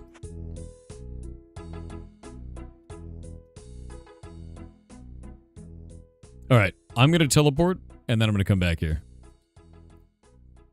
I'm going to get my better gear. And I'm going to get all my prayer. 285 max hit through normal mains. No shit. No shit. Someone maxed out the damage in a single hit? I mean, what would the damage even, the maxed out even be? Right?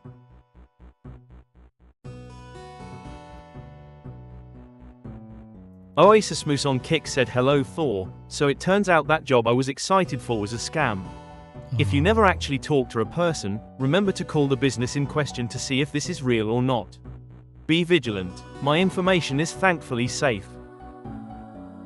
Dude, I'm really sorry to hear that. That freaking sucks, man.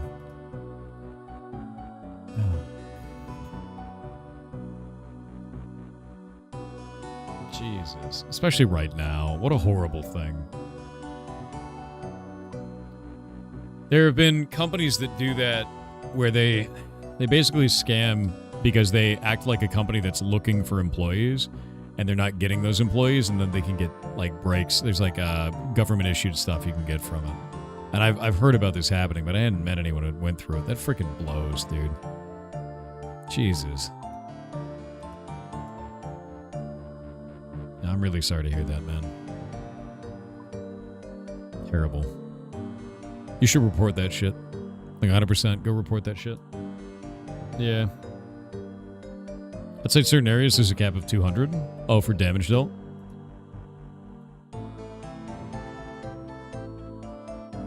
The Mudskipper hat cannot be traded. So I can just throw one in my bank and then wear the other one.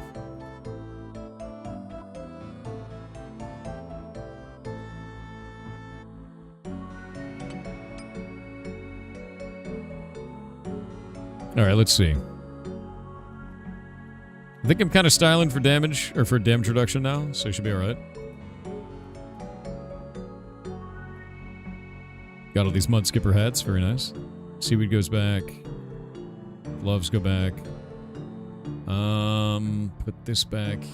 Take out 10k. Go into here.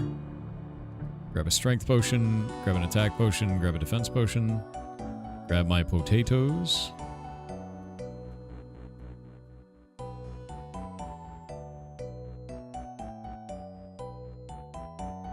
Where are my potats? There we go. Now we're styling, dude.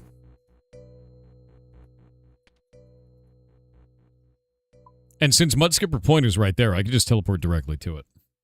Which makes my life really easy. Oh yeah, the potatoes are awesome. You get them from the Warriors Guild. They're only 10 coin each. They give 16 HP. Which is kind of busted, to be honest with you, because like you don't need to cook or anything. They're just basically free. I was very surprised by that. And they sell on the Grand Exchange for 200 each. I was like, alright. Oasis Moose on Twitch said, Thor, I have a question, on Twitch this time. What's up, dude? How many optometrists does it take to screw in a light bulb? All 1 of- or 2? 1 or 2? 1 or 2? You're ridiculous, dude. See, now I can be lazy. Now I don't have to care. Because I got all this armor on and it's way harder to kill me. I don't have to do my prayer anymore. I can just be lazy, man.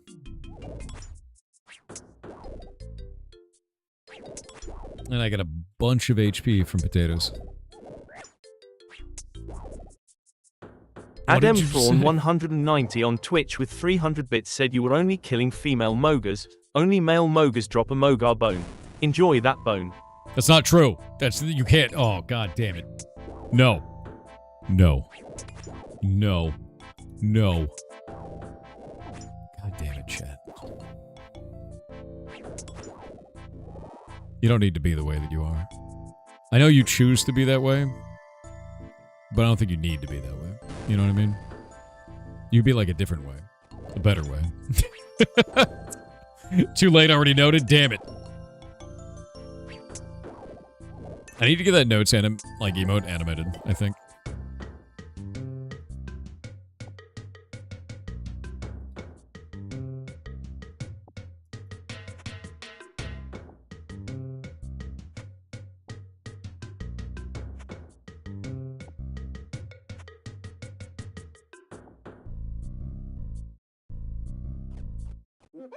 Those are raw swordfish. I don't think that's going to be helpful for me.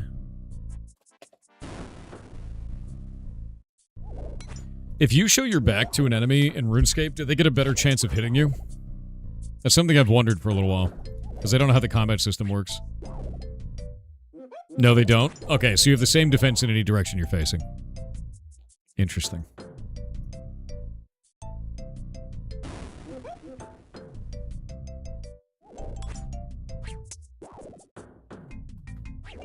Yeah, this isn't WoW. I mean, like, I don't know, though. Like, I don't know how the combat system works for that shit. That's the whole point, you know? Told a friend that's playing old school RuneScape that you made your first character was an agility Iron Man. He convinced you need to be rescued. It's too late. He can't rescue me. I got a full 99 agility. Why are you killing Mogers? Because they drop flippers and I want them. Also, I had to get a Moger bone. And now I have 13 of these explosives left. So, I want the flippers. I need them. Chat may have lied to me. I may not be able to have that. Also, I got a tat, which is kind of cool. I do have a Moger hat.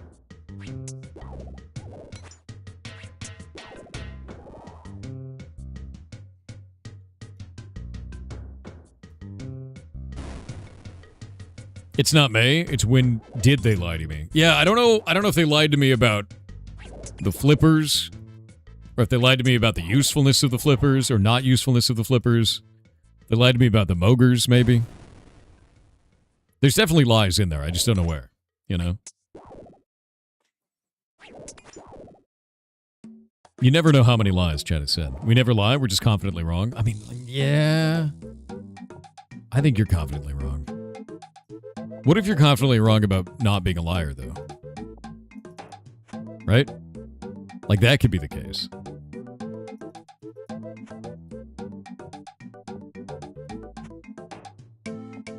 That's a lot of bones.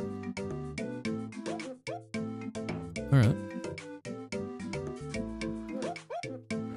I wonder if I can throw multiple of these at the same time. Oh, I totally can't. F. It's not a lie if you believe it. I don't think that's how that works. I think it's still a lie.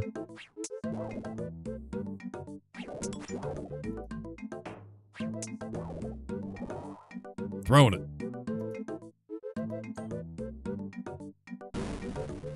You can't blame us. We don't know what we're doing. You know, honestly, that's probably true. I think that's actually probably true. Is that I can't blame chat because chat doesn't know what it's doing. And I'm not supposed to believe chat, and I did anyway. Yeah. Chat is unintentionally deceptive. Unintentionally deceptive. You lie because you're AI? I don't know if you're AI.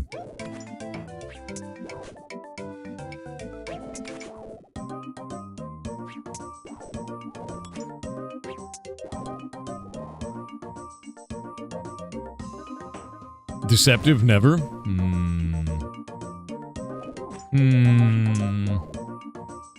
don't know about that. I don't know about that.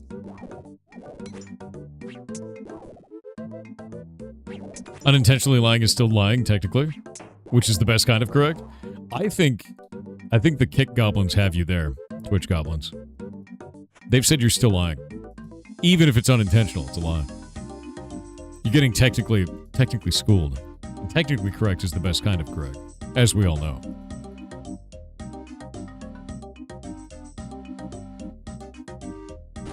We don't like, we embellish the truth to make reality funnier.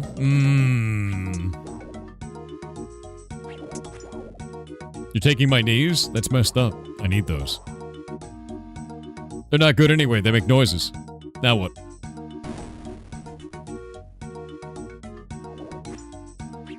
That Squishimoto's terrifying, dude. You actually relish the truth? Do you also ketchup and mustard it? Or is it relish only?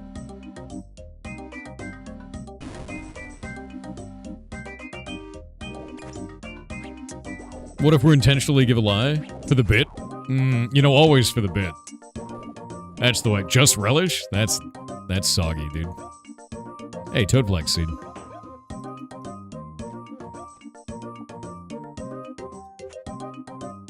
Water runes.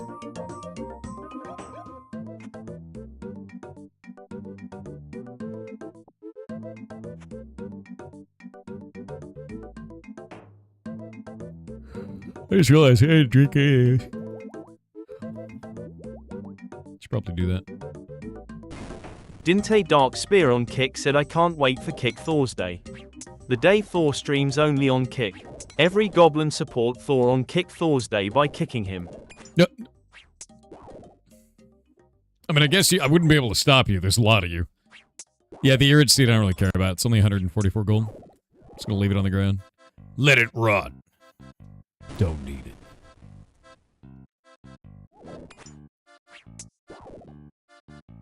$10.5 hours left of stream? Dude, I wish. It exploded. Unfortunate.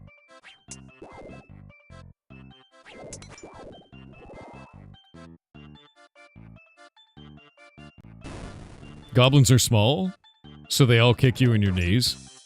I need those, though. Yeah, stop kicking me. Don't do it. Mori Hunter, you already kicked me once. And I know you did, because you got beef at your second kill, and then your 32nd kill. Ridiculous ass. I've been kicked multiple times by Mori Hunter. That's at least 2 kicks.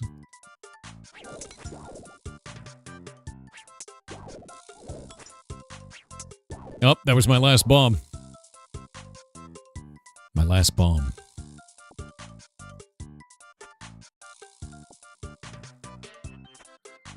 I need those flippers. Ugh.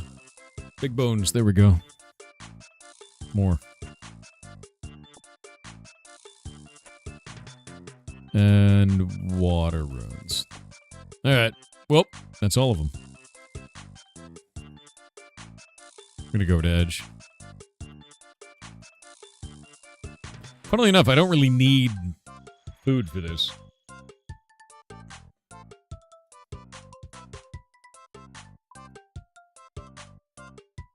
If you cross over to the Wildie, can you cross back fast?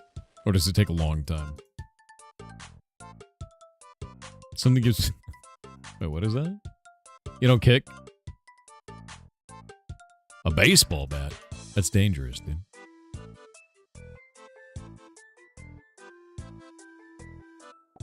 Yeah, so if I offered all those up, that's about that much. That's kind of funny. Just gonna put them up. And look, they instantly sold. That is ridiculous, actually.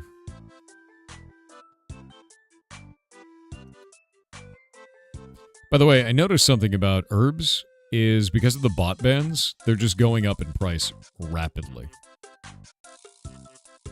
Like, really, really rapidly. And I'm kind of happy about that, to be honest. Like, everything seems to be going up in price. Yeah.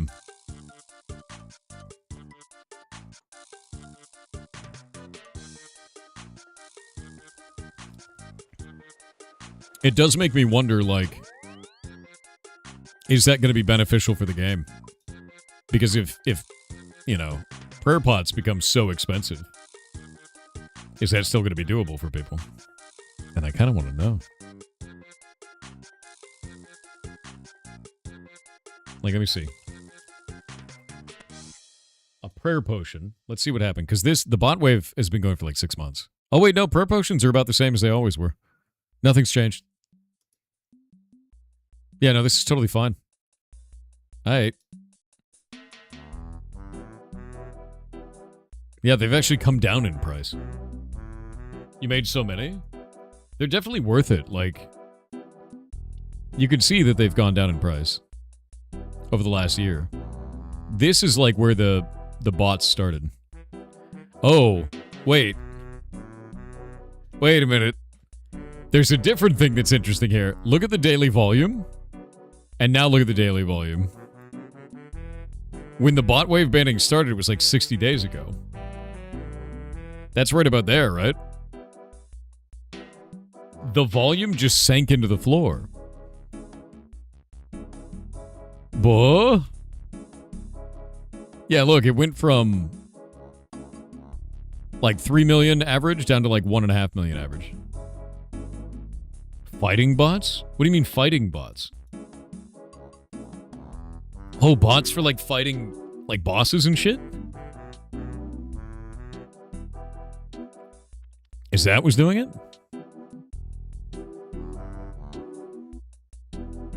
It seems kind of insane. I didn't know you could do that.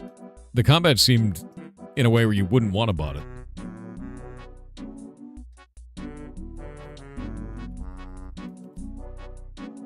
Look at Polar Kebit. That's what I've been making all my money off of.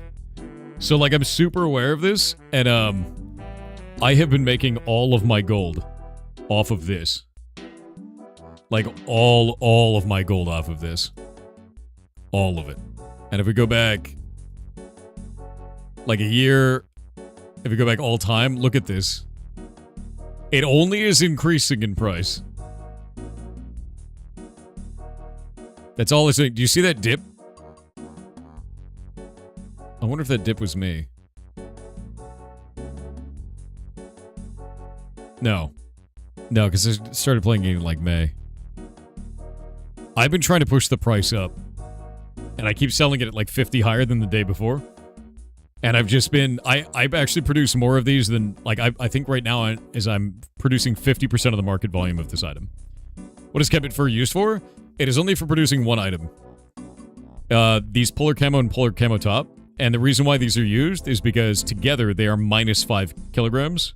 They're like scuffed agility gear that requires no levels to wear. Which is hilarious. I'm the dip? No, I don't think so in that case. I don't think I am. The reason why is that dip happened on... If we look at that, that's March. I didn't start playing again until like May. So it's definitely not me. Yeah, that was 3 months before me. I'm the one. I'm pushing the value up. I'm merching these. I'm actually collecting and then merching them. Like super hard. That's where I get all my money. When I do it like really hard, I'll get like 1 million gold a day, easy.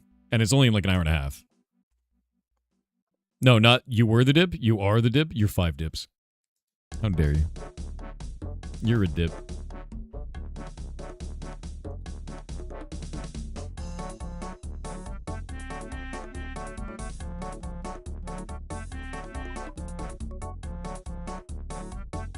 You're a chip. You're 5 chips. You're a sauce. You're saucy. Now what? Potato. World hopping is so weird. Offline then on again? What are you talking about? Oh, swapping worlds? I'm swapping worlds so that I could buy more items from this guy. Because then I can take all these potatoes and I can go to my bank right here and then just turn them in. The greatest ruse of all. Potato.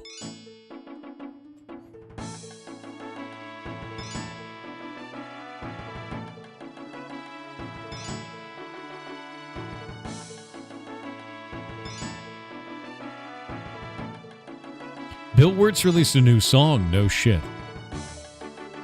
Ooh. Bill Wirtz is fun as hell. I love his stuff, dude.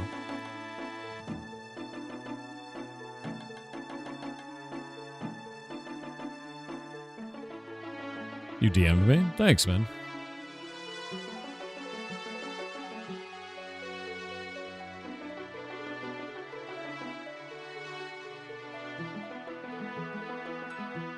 You have a question about the Boltzmann brain? Lay it on me, man.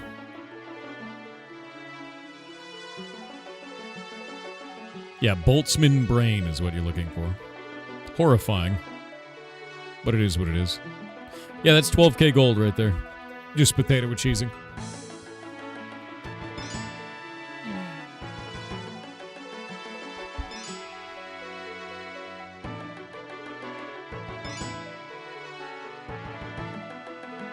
Okay.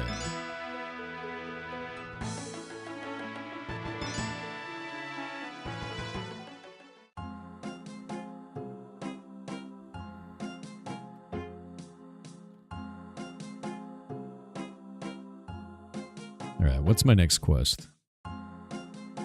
Alfred Grimhand's bar crawl, my dudes.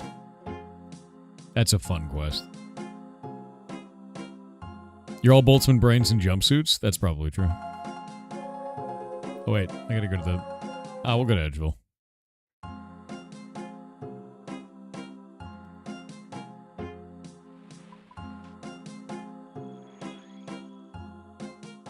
Yeah, every day... leathers, and agility. Every day. If space is expanding and time has to stretch out more and more, doesn't the Boltzmann brain stay infinitely? Maybe. I don't see why not, right?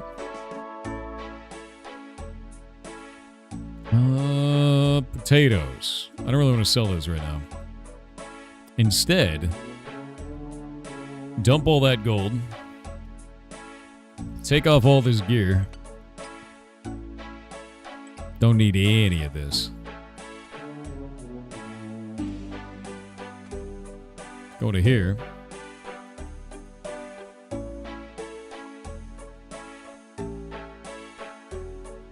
Go to here. Yeah, the polar gear is really good, though. Because, like, see, I'm at -4 kilograms right now. And that's with stuff in my bank still. Stuff in my bags, really. Yeah, negative 5 kilograms. And then, what else can we do? I need...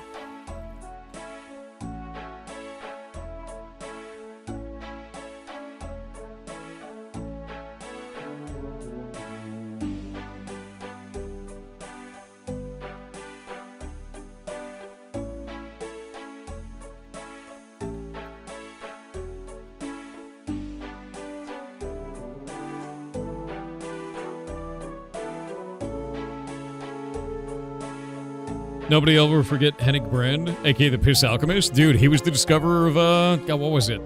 Phosphorus? Yeah, he was a phosphorus discoverer. Literally Piss Alchemist. Insane.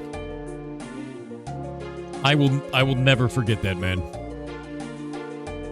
Completely wild. Where's the wand? Who doesn't know about Hennig Brand?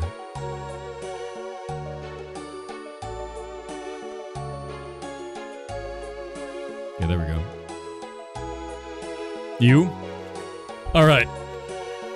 I have to... He's the wizard himself. Yes, I have to show you a picture of this man. Hennig Brand. This is not even a joke. This is a Wikipedia article. Hennig Brand, a German alchemist who lived in Hamburg, was the discoverer of the element phosphorus. He thought that he could get the Philosopher's Stone by collecting piss and then boiling it, and then thought that by doing so, he would find the essence of life from the piss. And he boiled so much piss that he basically condensed the phosphorus out of thousands of gallons of it until he discovered phosphorus. And during this time, he had 2 different wives, both of which were rich, and they funded his research. One of them died, and then he got a new one that also funded his research. The Piss Wizard himself. Yes. Actually insane.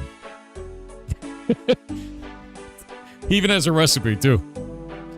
Let the urine stand for days until it gives off a pungent smell was step 1 in the recipe. Step 1 in the recipe. So what I'm saying, chat, is if he can have 2 wives, saying there's a chance for you. There's a chance.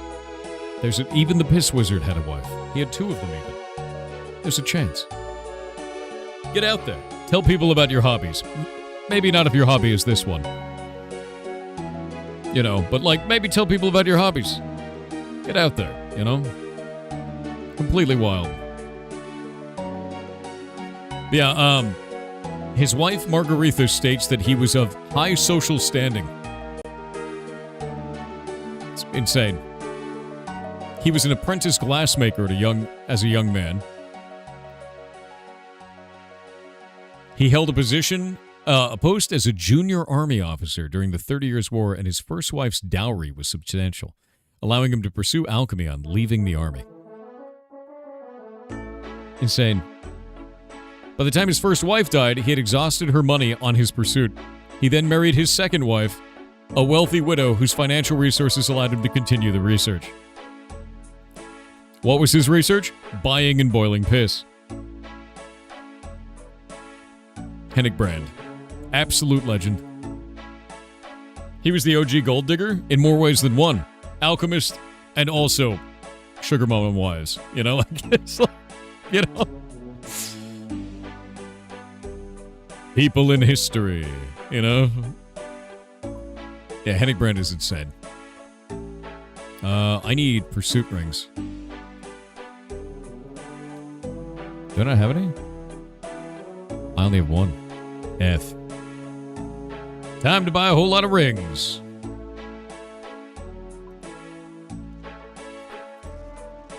How much of those? 1,200 is fine. I can do that. I'll need 20 of these. I think that'll be fine. Done. Make all of that back, no problem.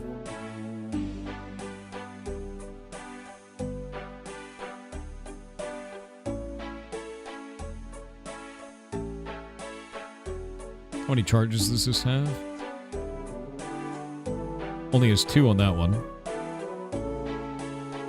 Should be good. Yeah, should be good. I don't actually need the cloak for this, so I can get 1 more inventory slot from that. I do need the staff, though. That's 1 slot lost. Trying to think of anything else that I would need on this. Small fur pouch. What level can I make the larger fur pouch?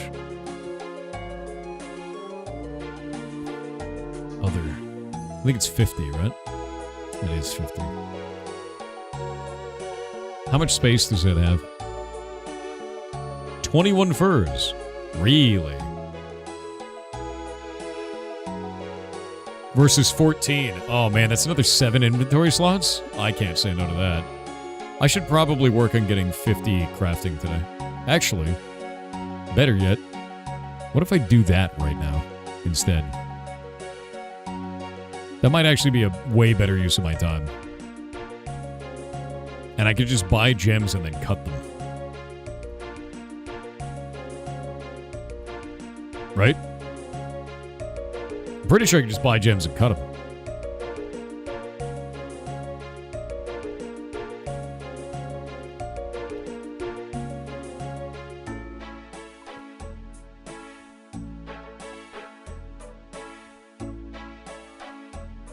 Done.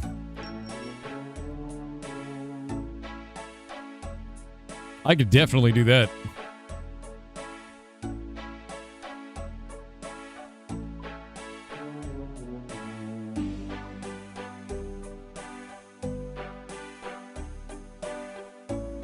Hell yeah.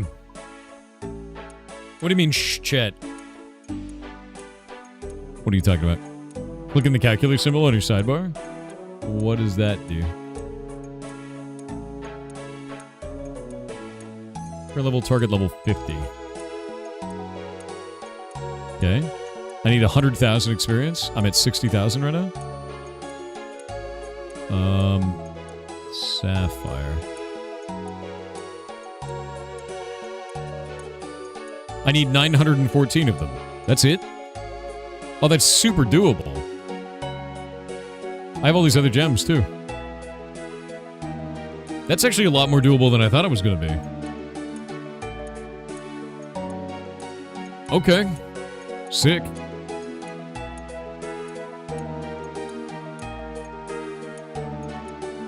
How often does this update?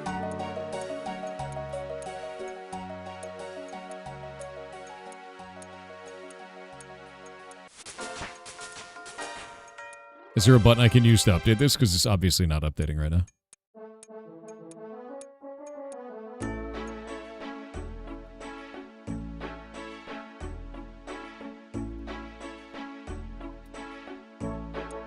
Click on that. Click on this. Oh, there we go. You have to reset it? All right.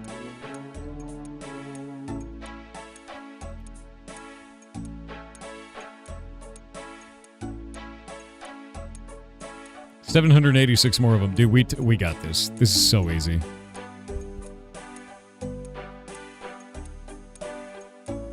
It's such a fast way to do this, too. Because I can sell these back as well. Like, the market absorbs the hell out of this. Which I think is interesting, because this is like one of the best ways to level crafting, I think. Ashes of Stephen Sharif's loans on Twitch with 300 bits said Sis says when looking for a lover, find someone who matches your freak. That's true. I agree with that entirely. Find someone who matches your freak. Whatever that is. And then don't tell me about it. Trucker Kane on Kick said, hey Thor, my sister was dating a weird guy once, but I didn't like him because he was a necromancer. I mean, he just wanted to raise a family with her.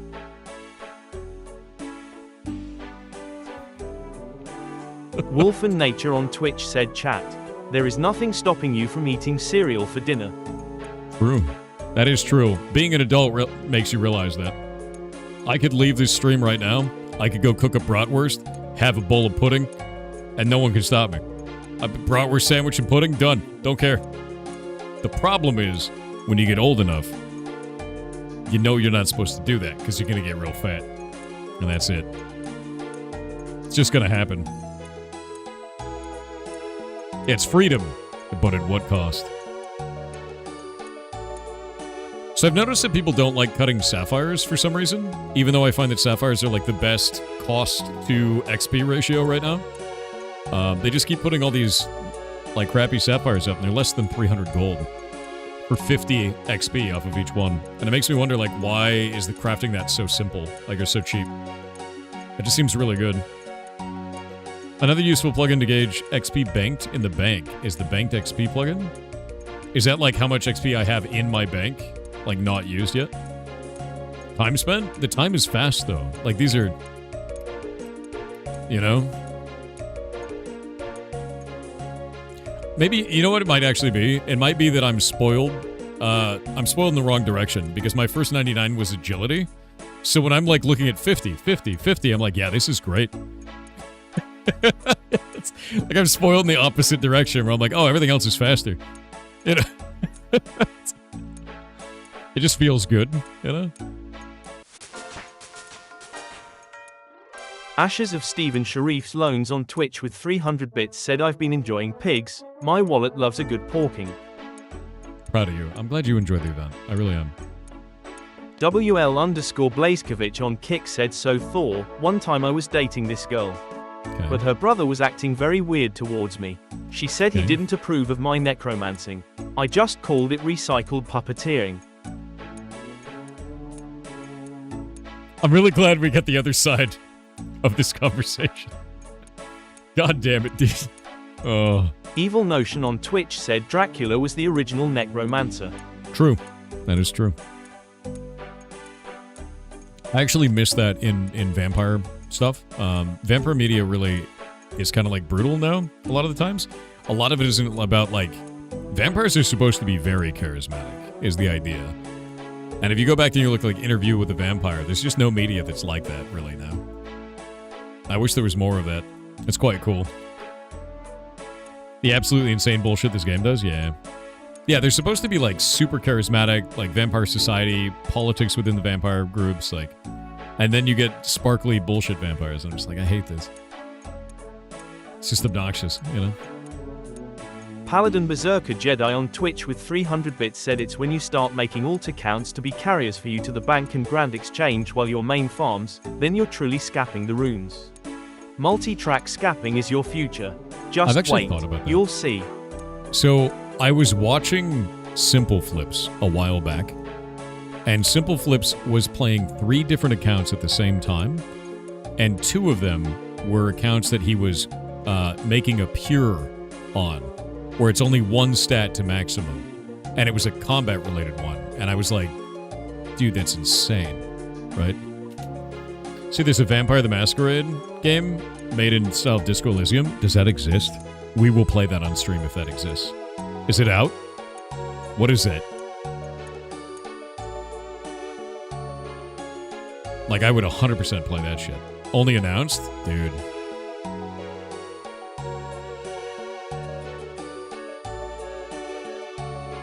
Yeah, cool. Look at that.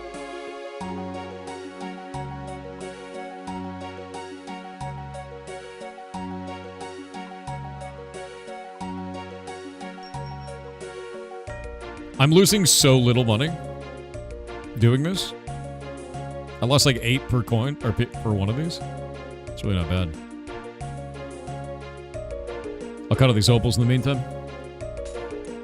Opals are kind of a meme because they break, but when they don't break, they're worth 15, so. Vampire the Masquerade, Eternal Whispers. What the hell is this? Coming soon? No shit. Yeah. It's a... Oh my... We're playing this on stream. No, 100% we're playing this on stream, dude. I love Vampire the Masquerade. Like, I love Vampire the Masquerade, dude. No shit. I was a huge fan of Anne Rice's books, and then, like...